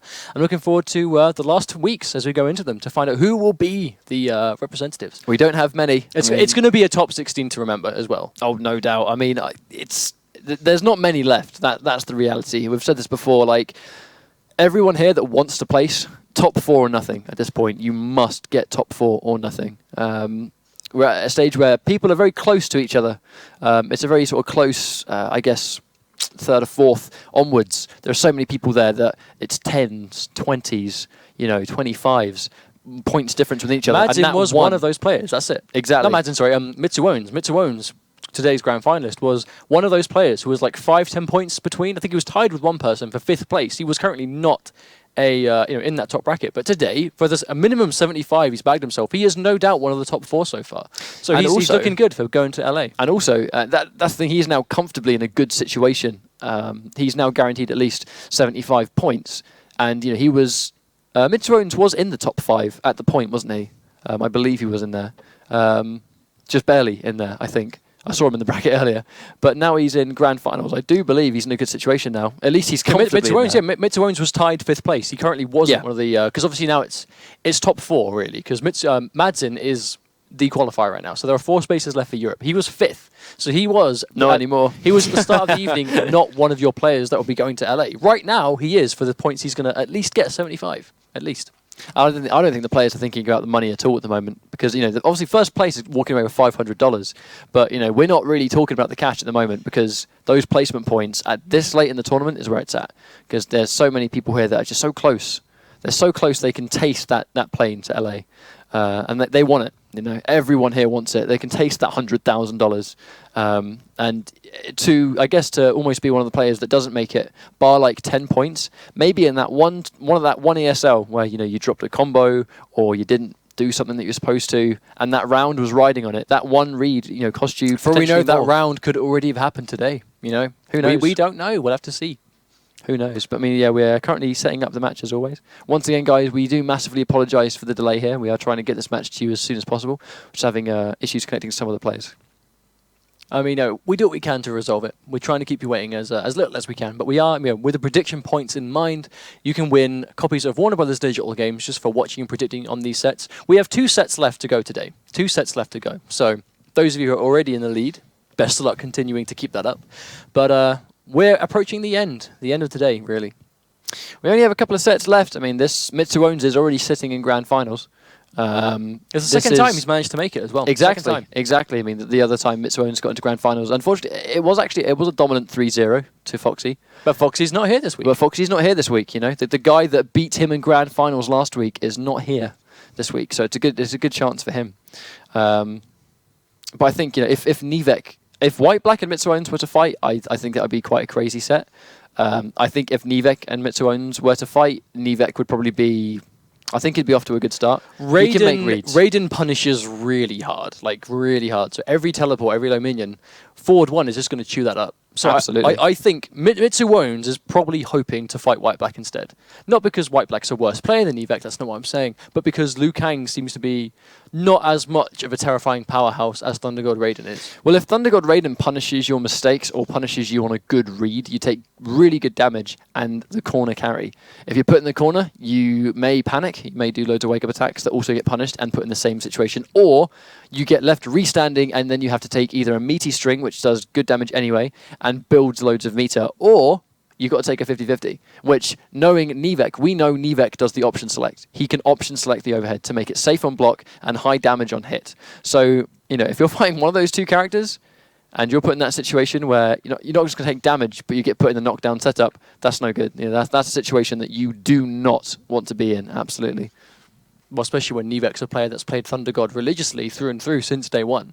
If you're, in a situation when you're cornered against Thunder God and it's behind a player like Nivek, you know damn well you are having to put up with the worst that Thunder God has to offer. Yeah. I mean, he uses everything. It's when you fight someone that plays an amazing character, but White Black doing the character select dance, doing the jiggy jig. I love that. I love it so much. I hope we can see it on the live. I hope they do it live when this match actually starts. Yeah, we'll get there in the end. We will get there in the end. We are almost there. We're just currently trying to get Nivek in the room. Apologies again, guys, but I think White Black just trying to entertain himself at this point. But I mean, for more information at home, guys, about how you can sign up to these tournaments, they are free to enter. Weekly pots of $1,000, placement points to get you into LA. It's esl.gg/MKX Pro League, and that's got all the information that you need for what has happened previously. This week's bracket, for when this tournament is done, will play out for the next week on Sunday, and then we'll play through the top 16 as always. And the brackets will go live on that website as soon as possible. For social media, you can follow ESL Mortal Kombat and NetherRealm on Twitter. You can follow ESL Mortal Kombat and Mortal Kombat on Facebook also. You can also follow ESL and MK Community Manager on YouTube as well for all the combat classes, for all the videos that you need. That's all you need to go. We are at the end of this. Nivek is almost here. Unfortunately, if we can't get Nivek in the room, we will no doubt have to disqualify Nivek, unfortunately. We will have to, unfortunately, move on without him if we can't get it in the room. But we will try as much as we can, because that'll be the worst way to have to go to the Grandfinals, really. I mean, it's fortunate for White Black. I mean, Nivek, I think, has... Honestly, I personally feel like Nivek has a higher chance. Well, it would be fortunate for White Black, obviously not having to play Nivek, but White Black's a competitor. I'm sure he wants to play this set. I'm sure he would rather play Nivek and earn the spot in the Grand Finals instead of obviously just getting buyed there through a disqualification. Because that would be unfortunate. And obviously, for Nivek, that would suck. Because, he managed to make it all the way this far. He needs the points. These amazing dominant sets that he's had so far, as well as, obviously, this is the first time we've seen him in top 16 for quite some time. He's still getting points, but, the 25 or 50 point difference he could have here if he could play this set will be different. It will be, it will make a big difference. Sumerian has more points than him at this stage. Sumerian has more points than he does. So Nivek needs these points just as much as the next guy. If unfortunately we have to disqualify him because we can't join, I mean, that is the worst way. That really is the worst way to have to go out. That would suck. But we have to do what we have to do to keep things moving forward. And obviously, if that has to happen, then Nivek is more than welcome to compete in the rest of the weeks, and no doubt we'll see him again here. I guess one of the risks as well is that White Black's not going to kind of be... I guess he's not going to be in that zone. Almost. If you win a set and you move on into Grand Finals, you've gone one set straight into the Grand Finals. You're kind of in that competitive mind already. You're ready to go. If he goes through here, I mean, both players will kind of just not be rusty as such, but it's going to be a warm-up first game, I think, absolutely. So we're still trying to get it going right now. I mean, regardless, I'm pretty sure we'll see White Black using Liu Kang. Oh, without a doubt. He's been using Dragon's Fire Liu Kang the whole time. He's done really well for himself. Obviously, he's going to compete to be one of France's qualifiers for the Mortal Kombat Cup at JapanCon in Paris, where he's going to try and fight out to see if he is the France representative. He's already taken on Taco and 3-0 Taco, I believe, which was very, very, very good for him to know, I think, because obviously Taco is the Holland representative for the MK Cup. If White Black gets that, he already knows there's someone that he can do very well against. Before we get into our next set, guys, once again, we do very much apologise for this delay. We're going to take a quick commercial break, and we'll be back with you in just a few seconds. Peggy 18. You no longer hold sway over me. You will bathe in hellfire. I was forged in it. Hanzo Asashi, better known as Scorpion, is an iconic character in the Mortal Kombat series. In Mortal Kombat X, Scorpion utilizes 3 variations to vanquish all that stand in his way. Flesh you, Ryu.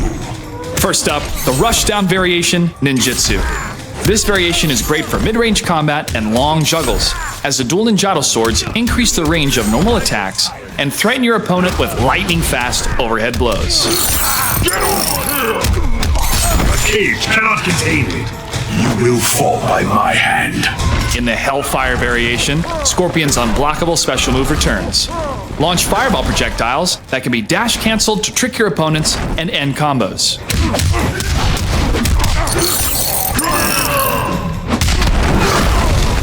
Scorpion's move, Flame Aura, burns enemies at close range over time and can be enhanced to recapture airborne combatants, setting up deadly mix-ups. Your fate is sealed, sorcerer. The Inferno variation allows Scorpion to summon 3 different minion attacks to zone out or lock down opponents. Some enhanced versions will do additional damage, while others will extend your combos.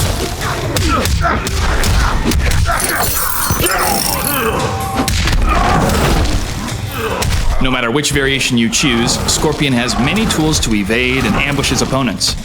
His combo strings Eternal Vengeance and Torment are great combo starters that chain into spears and teleports, leading into high damage combos.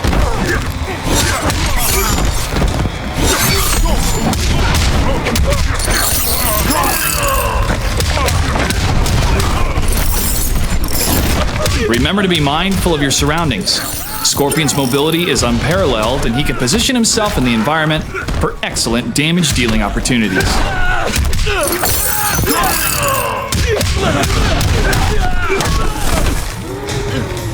With even more practice, you can unleash the fury of Scorpion with this high damage-dealing combo, an X-ray finisher.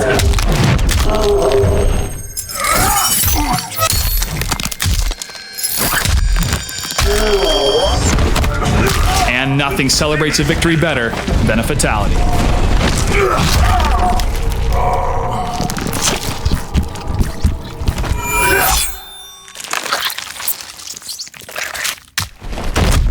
Enjoy the hellish damage you can deal with Scorpion. Thanks for watching the Mortal Kombat X Combat Class. Scorpion wins.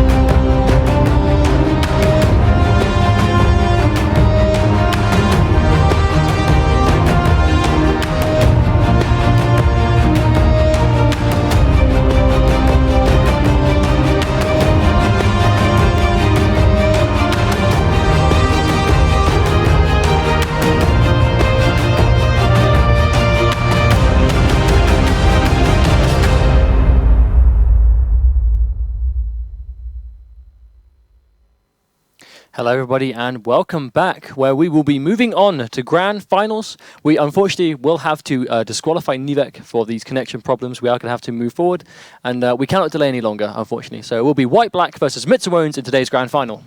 Once again, we do want to sort of really apologise for the delay there. I mean, we really sort of held on as long as possible to try and get Nivek in the room, but we can't really delay it for any longer, so we have to go straight into Grand Finals. And hopefully you guys have stayed with us. It's going to be Mitsu Owns versus White Black. So it's going to be France versus Germany, I believe? Yes. Okay, cool. So this is going to be really cool. I forgot for a second. Well, this is the first time we've seen White Black in Grand Finals, but the second time we've seen Mitsu Owns here. When Mitsu Owns was in Grand Finals, he lost very convincingly 3-0 to Foxy Grandpa. Foxy Grandpa is not in this today. White Black has managed to fight his way here with a really powerful Dragon's Fire Liu Kang, but, you know, we know what Mitsu Owns plays like, as we've said many times before. Unconditionable. This dude, you cannot condition Mitsu Owns. He does what he wants, when he wants, and it has brought him this far multiple times. You now have 3 minutes to make your final predictions of the day. So everyone at home, best of luck. Hopefully you stand a chance to win those Warner Brothers Digital games. And you have one more chance to make a prediction, so best of luck. We are in the Grand Finals right now, so obviously, you know, it's still going to be best of 5. But it's going to be Scorpion versus Liu Kang. So the question is, you can't really throw many fireballs against Scorpion. I don't know, we don't really see Mitsu Owns go for loads of reactions as such. I don't know if Scorpion can. He very much does what he wants to do. That's like Mitsu Owns does what he thinks will work at the time. He doesn't necessarily seem to react to other players. However, you know, something he did today, which we haven't normally seen him do, was when he was playing against Fasol's Kung Lao. He was baiting wake-ups a lot. Like, he was playing a lot more patient than we're used to seeing him do. So he's clearly trying to make the adjustment to play safer, but he still has these like incredible bursts of aggression, which is just getting him round after round after round after round, and it has brought him all the way into Grand Finals. I'm very excited. Like I say, both characters are in here, ready to go. We're almost ready to play this. So, as we've mentioned before, I mean, beating Mitsu Owns really is it's a matter of just baiting, really, blocking and punishing correctly. You need to make sure your damage is good. You need to make sure that, you know, when you block those mix-ups, because, you know, Mitsu Owns plays with his heart. You know, if he really thinks something's going to work, he goes for it. If it's unsafe, doesn't care. Like, he will make that read on you. And, you know, we've seen in this tournament, he has been so spot on with so many of those reads. The important thing is just making sure that, you know, we're in a situation where you kind of make those reads successful, I suppose. Well, he's against characters like Liu Kang. Liu Kang is quite hard to punish on block for most of his attacks. Like, his diving kick is very powerful. His bicycle kick is very good as well. But in Dragon's Fire, they're even better. So he gets a lot of meter build. He's going to be doing a lot of dash cancel pressure. So, I don't know. I mean, Mitsu Owns, if he gets a lot of those teleports sort of in the neutral, Liu Kang is going to punish him hard for it. Like meterless as well, if he manages to catch the low kick starter. And he can save his meter for those breakers too. You know, meterless combo damage, and then you save your bar. So are we changing it over? Or? Oh, so we actually are going to have the original... Oh man, a bit of a scramble, but we are Saved. there. We are finally there. Nivek is in the room. Very, very lucky that he, at this moment, ladies and gentlemen, minutes before, literally 1 minute before these guys played, Nivek has finally joined. He has finally joined this King of the Hill. Oh my days. What can I say? Oh my days. Wow. He is here. We get to actually see the semi-finals. Okay, so Yes. you've heard us. We've gone on about this matchup for like 20 minutes. You guys know how it's going to go. Let's just get to the match and we'll play it. So it's going to be White Black versus Nivek, Thunder God Raiden. I mean, I'm happy that Nivek is here. I'm happy that Nivek is here because, you know, a true winner needs to be selected tonight. And if Nivek is that true winner, then it should only be fair that If he plays. if he wins today, he came within 1 minute of not being able to actually play the semi-final. Probably less than that. Literally, we were talking about it. They were in the character select screen. They were loading into the game right as they picked their characters. Part of me thinks. Nivek Part of me thinks he may have just gone. You know what? Sod it. I'm just going to join session in progress. And, oh, it worked. Guys, wait. I'm here. I can play. Maybe he could have saved us a lot of hassle and heartache earlier. But who knows? I don't know what his fix was. But you are a genius, Nivek. You are here now. They've just finished the match, so I do think now it is very much going to be Nivek. Yes, I'm so happy. He's here. Like, he's finally here. I'm so happy we actually get to see this match after all that waiting. It's going to be White Black versus Nivek Greece, 2 Kombat Cup qualifiers, duking it out today to see who can get those ESL points for the Top 16 Pro League as well as today's cash prize. So let's see how this is going to go. They will be fighting Mitsu Owns in the Grand Finals, who is waiting for them. Even in the lobby now. This is literally the closest.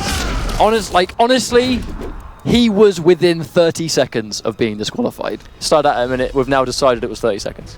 Well, you know, there was even less time. They were loading into the game. It does not take a minute to load into the game, you know, like... But we're going to see a match now. We've talked about this constantly. Nivek, if you lose now... watch the game at last. If you lose now, Nivek... Round 1. It was all for nothing. Fight. Okay, so let's go. First of all, Nivek trying to get that first hit. White Black, life into trip guard, catches the down 3 though, or down 4. I'm not sure what that normal that is. Tries to chase down the backdash. Doesn't quite get it though. White Black returns with a flying kick. Oh, and he gets the grab there. Great stuff. Oh, tags him, catches him pressing buttons. Leaves him standing. Good block low from Nivek. Plus frames on that. Goes for down 2. Probably predicts a jump or something. Nivek just not biting. Decides to just block low. But he's getting tagged anyway. I mean, he's taken a lot of chip. White Black, after that entire sequence, is still sitting on a lot of meter. Oh, lovely counter poke from Nivek. As we mentioned, those reversals you will no doubt see quite a lot from this guy. Clutch jump by Nivek. I mean, White Black manages to just kick himself straight out of the corner. Oh, that could be big. If that was Lucian Jump Punch, that could have been massive. Not quite enough. No confirm from White Black. Oh, and there's Lucian Jump Punch to read the flying kick, and he drops his combo. Oh, the risky stuff. White Black running out of the corner, and he gets him in the air with the Superman, but he's still alive. Oh, that's not enough chip. Not doing enough chip damage. Oh, Nivek kicking himself over that one. White Black could not have had any less than 1% health left after that chip damage. That's what we like to call the magic pixel clutch round. The clutchness. Doing a really good job of just getting the zone of that low fireball just on deck. And that's why people pick this stage. They want that meter burn environment interaction just to get the free escape.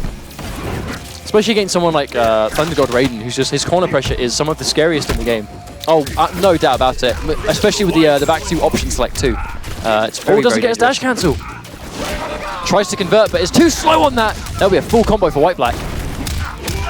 Nice execution there from White Black. Full combo in the corner, knocking him on the ground. Lovely read on the wake-up reversal. This combo could take the game for him. Oh, what a sequence. Really good play by White Black. White, obviously not happy. He was made to wait. I'm going to run you into the corner for making me wait, sir. But that was a good sequence. I mean, that was a lovely bait there. The execution, that's one of the important things. The sheer execution that White Black is displaying is very, very phenomenal right now. That was a nice read, but he gets the kick instead. And you can see right there, Nivek gets the neutral jump punch. He gets the read. Doesn't quite get what he wanted. Gets a bad call on the chip. And White Black just runs out of the corner on reaction to the jump. Really smart stuff. And that's just not magic pixel. Just magic pixel. That just magic chip, man. That's crazy. It's always horrible when that happens, but you know, White Black knew. He knew how much health he had left. So we're going into game 2. Will be a straight up rematch of Thunder God Raiden versus Dragon's Fire Liu Kang. Loading in right now. This is going to be a good match. I mean, straight up rematch. It's going to be about adjustment. You know, they're going to try to adjust to each other and see what they do. So let's get going. Oh, first hit goes to White Black. He's playing that low fireball game again. A lot of patience right now from both players. Oh, mid-burn flying kick, not quite enough, but White Black just a really good just setting up these low fireballs to really just contest this grounded game that Nivek normally tries to play. White Black is playing just fundamentally amazing right now, with Nivek not really having a chance to get anything going. Oh, lovely anti-cross up uppercut from White Black. Oh, catches the low. Doesn't have the bar, but Nivek caught pressing buttons. Really strong round from White Black. You wonder if he just conceded the round to stop White Black from building meter. Oh, catches the low. Oh, and he gets hit by a raw flying kick. Oh, wow, that combo does not get the combo, though. Gets the dash cancel right as we said. Tries to dash cancel the fireball, hit by the reversal. Drops his conversion, though. Oh, tries to confirm with the jumping kick, doesn't quite get it. Oh, lovely run cancels of his own.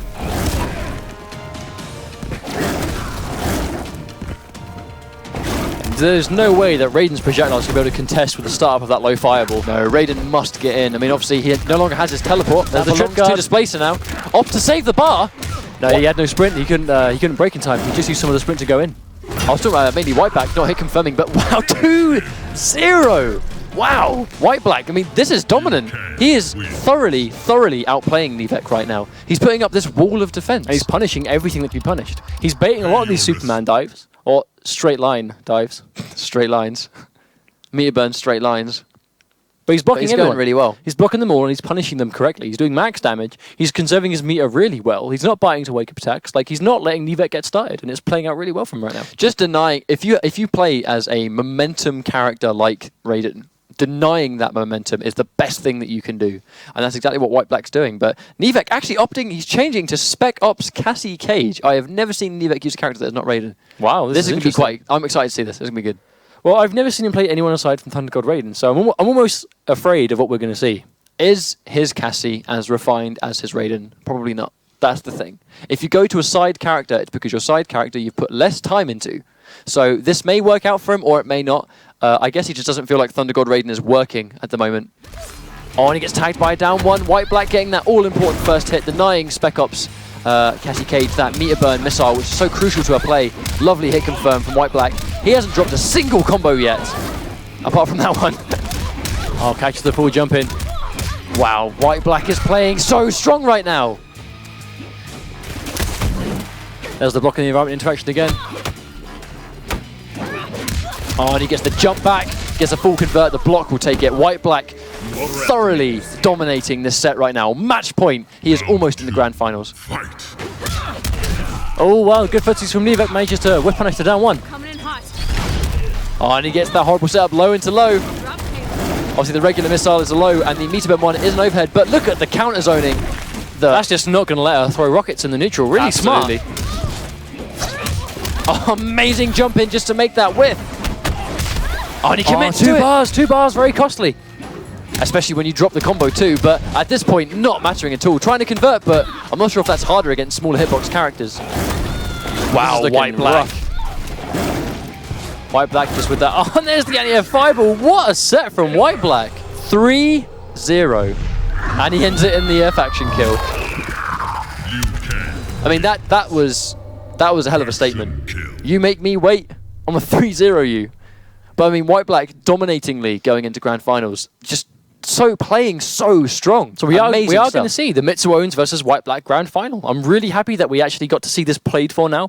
Really, really powerful set from White Black. I mean, showing he obviously understands this game. He knows Liu Kang. Coming up against Mitsuones now. Mitsuones, again, you know, multiple Grand Finalists. This is the second time we've seen him here, but he plays a really powerful Inferno Scorpion. This really begs the question, where was White Black week 1? Where has he been? Why hasn't he been playing? Like, I don't know, he's still got time. He's got enough weeks. If he does this every week, then he is guaranteed one of those spots. And I would love nothing more than to someone to come in this late in the league and then just, you know, dominate his way here. Oh, absolutely. Because, I mean, what really excites me here is that if White Black does this well every single week, as you just said, he's going to LA through week 5. You know, he debuts on week 5. Over halfway. And that's when he comes in. So he's obviously good enough, and he's taken on a lot of these guys that have been Grand Finalists, that have been Semi-Finalists, and he has dominated all of them. You know, he just 3-0'd Nevek. Like, he 3-0'd Nevek, he 3-0'd Taco, and he 3-1'd Master VHD. So these guys that have been constant placers in the ESL League, he has basically ran through them this week. He's had his work out for him to make it to Grand Finals. Like, he has had to fight MKX players through and through. Like, it was not easy. He fought some of the best that the leagues had to offer, Nevek obviously being one of them. Taco being second place finalist in your mid-season showdown, and Master VHD being consistent top 16 placer. And that was also with Summoner Quan Chi as well, which is not easy to defeat. I mean, I'm excited now. I'm really excited. I want to see how he fights Mitsuones. I mean, we can see here that he punishes very hard, and he can put the pressure on. Mitsuones is a player that, you know, if you put him under pressure, then it becomes a toss-up whether he's going to do a teleport, whether he's going to wake up a tackle, whether he's going to take a block. You know, we know things that he jumps a lot out of down 4s. He jumps a lot in situations where he normally can't. White Black seems to play very fundamentally strong. So I guess the question is White Black going to put on so much pressure that Mitsuones may potentially crack and do unsafe stuff? Or is Mitsuones going to just play with his heart like he always does and just get those reads and win that way? So we're moving straight into this Grand Final set. So Mitsuones taking some time before selecting his character. I would be very surprised if White Black doesn't go with Dragon's Fire Liu Kang. I mean, he's done so well this tournament with Liu Kang so far. And here we go. Rocking Revenant Liu Kang as well. That's such a cool costume. It really is. I like how his voice changes. Like I said before, his voice changing is a really nice touch. Absolutely. I mean, it makes sense too.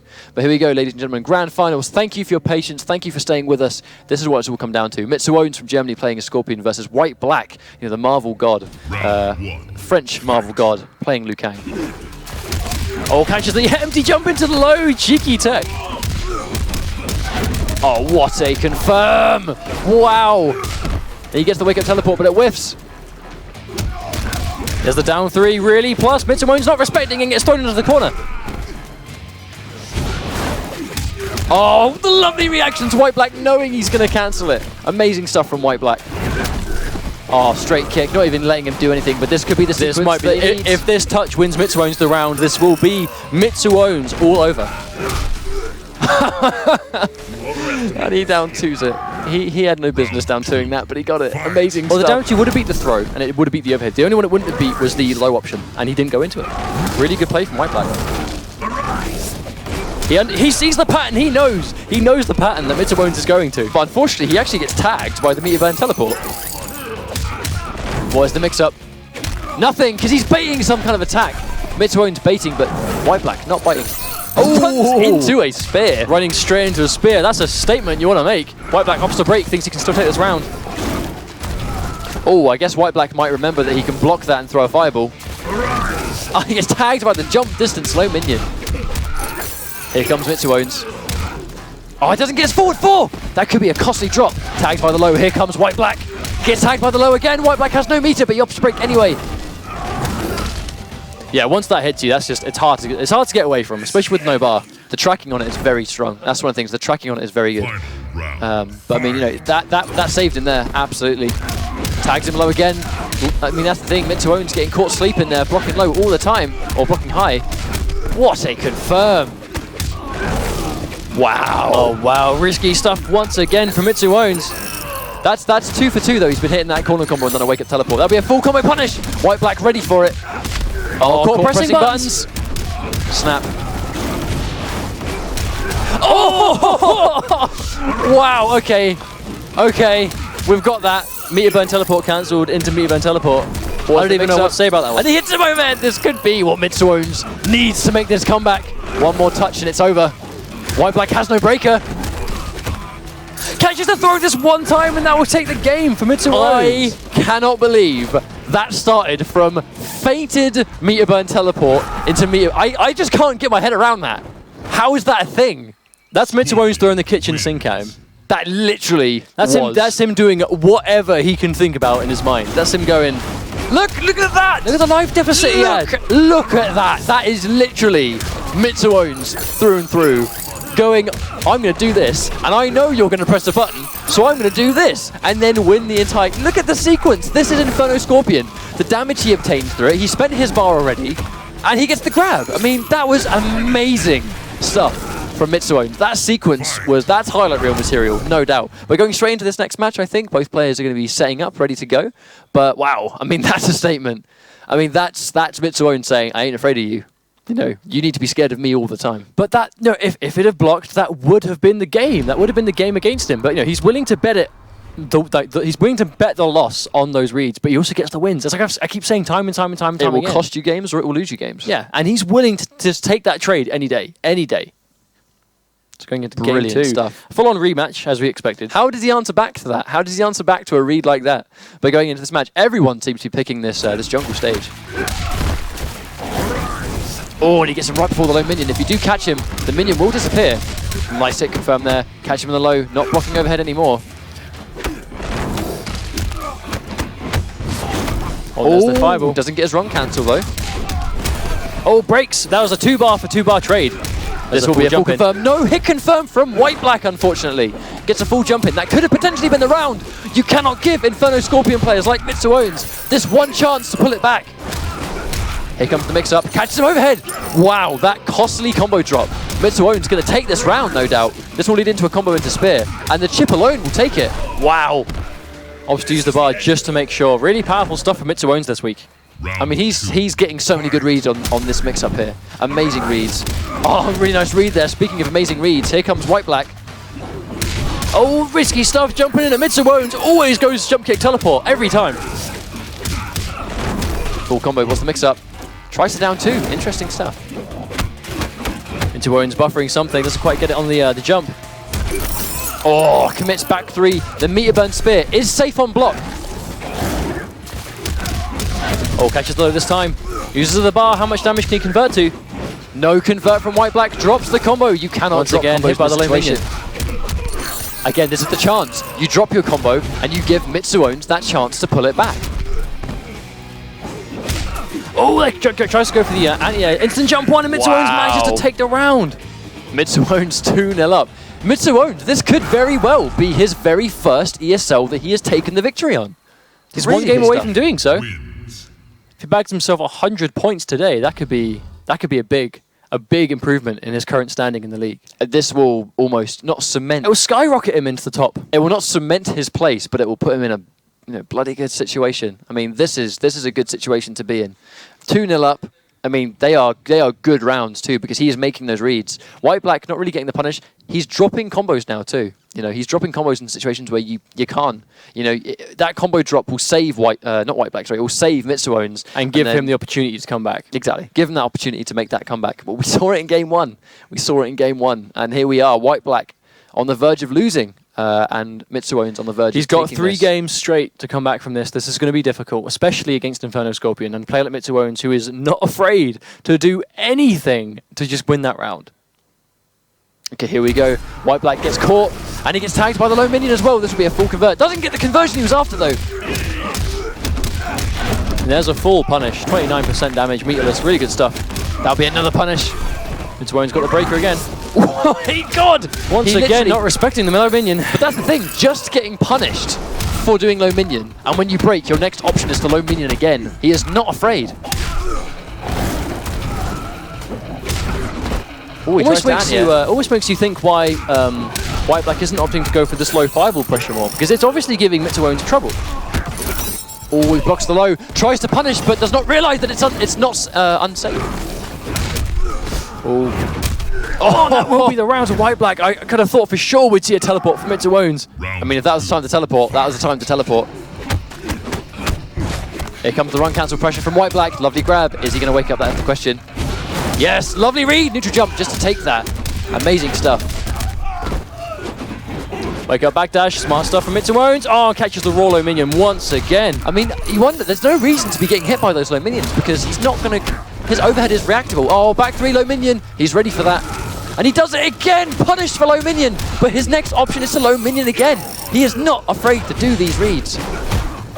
Oh no, full punish on the teleport. That's big. This could be it. Oh, and he gets me about teleported. Why? Give Mitsuones this chance and he will run away with it. Leave him restanding into throw. There it is.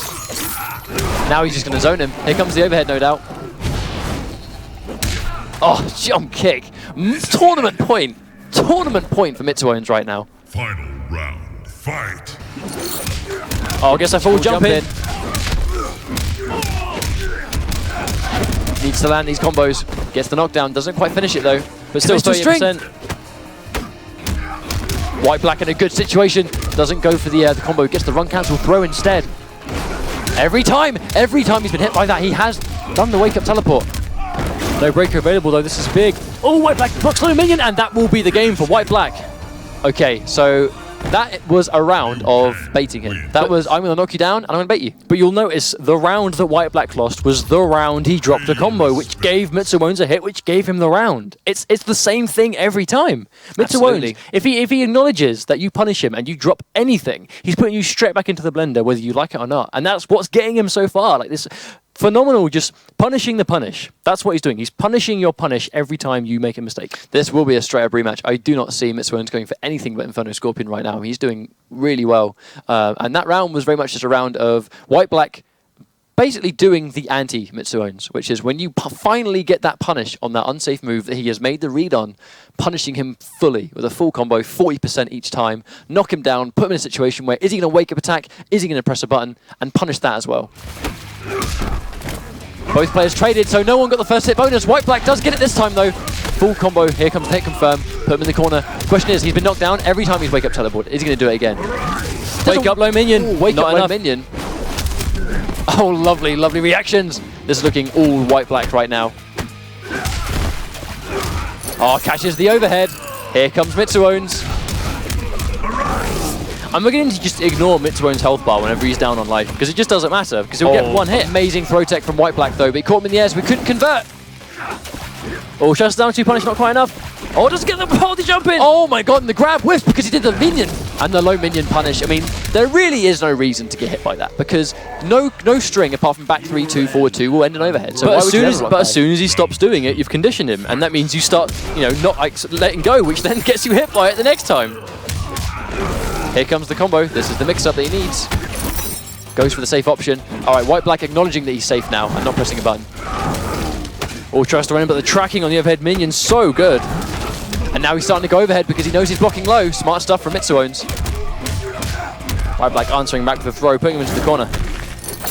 Oh, that'll be a full punish. Just in range to punish that. Oh, and he gets another read on that spear. Doesn't get a full combo. Oh, he's pressing buttons. White Black is just punishing him for all of these mistakes. And now he's going to send him full screen. White Black answering back. 2-0. Quick 2-2. Very quick 2-2 now. It's a game of baiting. He's understood. It seems like White Black has understood the importance of just simply baiting and just putting on his own pressure. We saw here, and that right there, just making the read that you're going to do something on wake up. I'm going to jump in. And Mitsuones likes doing wake up attacks. He likes pressing buttons. He likes doing special moves. And in that situation, it's just White Black's. He's onto him. He's onto it. But that's it. Like Mitsuones, he's got this far doing what he always does. Does he decide? Yeah, it's going to Inferno again. Does he decide to adapt? Does he actually try and change, or does he go, no? Nope, absolutely not. I am sticking with my guns, and I am playing the exact way I want to play. Or does he change? We'll find out very soon. Does he become conditioned? Yeah. Will he finally become conditioned, or is Mitsuones going to just play on those gut reads? This will either cost him the game or win him the tournament, so we'll have to wait and see. Respecting the down 4. Tries to anti-air, but gets tagged by a full jump in from Mitsuones. Oh, the tracking on that minion, so good. Right now, nothing has worked. He doesn't get the hit confirmed, though. Mitsuones breaks again. This is not looking good for White Black at the moment. Why is he jumping non-stop? There we go. Catches the standing string this time. I think he's just reading that at some point he's going to go for the low, but I guess at that point it doesn't matter. Is he going to wake up teleport? Finally he doesn't, but he gets tagged by a full jump in anyway. Gets the run cancel as well. Is this the point where Mitsuones goes for a wake up? He does, but he goes for the wake up environment interaction to have the armor. So smart. Oh, there's the overhead punish. Match point. Mitsuones. White Black's in a no bar right now. Oh, and he gets tagged by the overhead. This could be what he needs. Delays the wake up, but gets tagged by the low anyway. This could be the sequence that Mitsuones needs to win the whole tournament. Oh, and he catches the overhead. It's looking really bad for White Black right now. He could be 2 touches away from death. This sequence could be the whole tournament for him. And he gets the grab.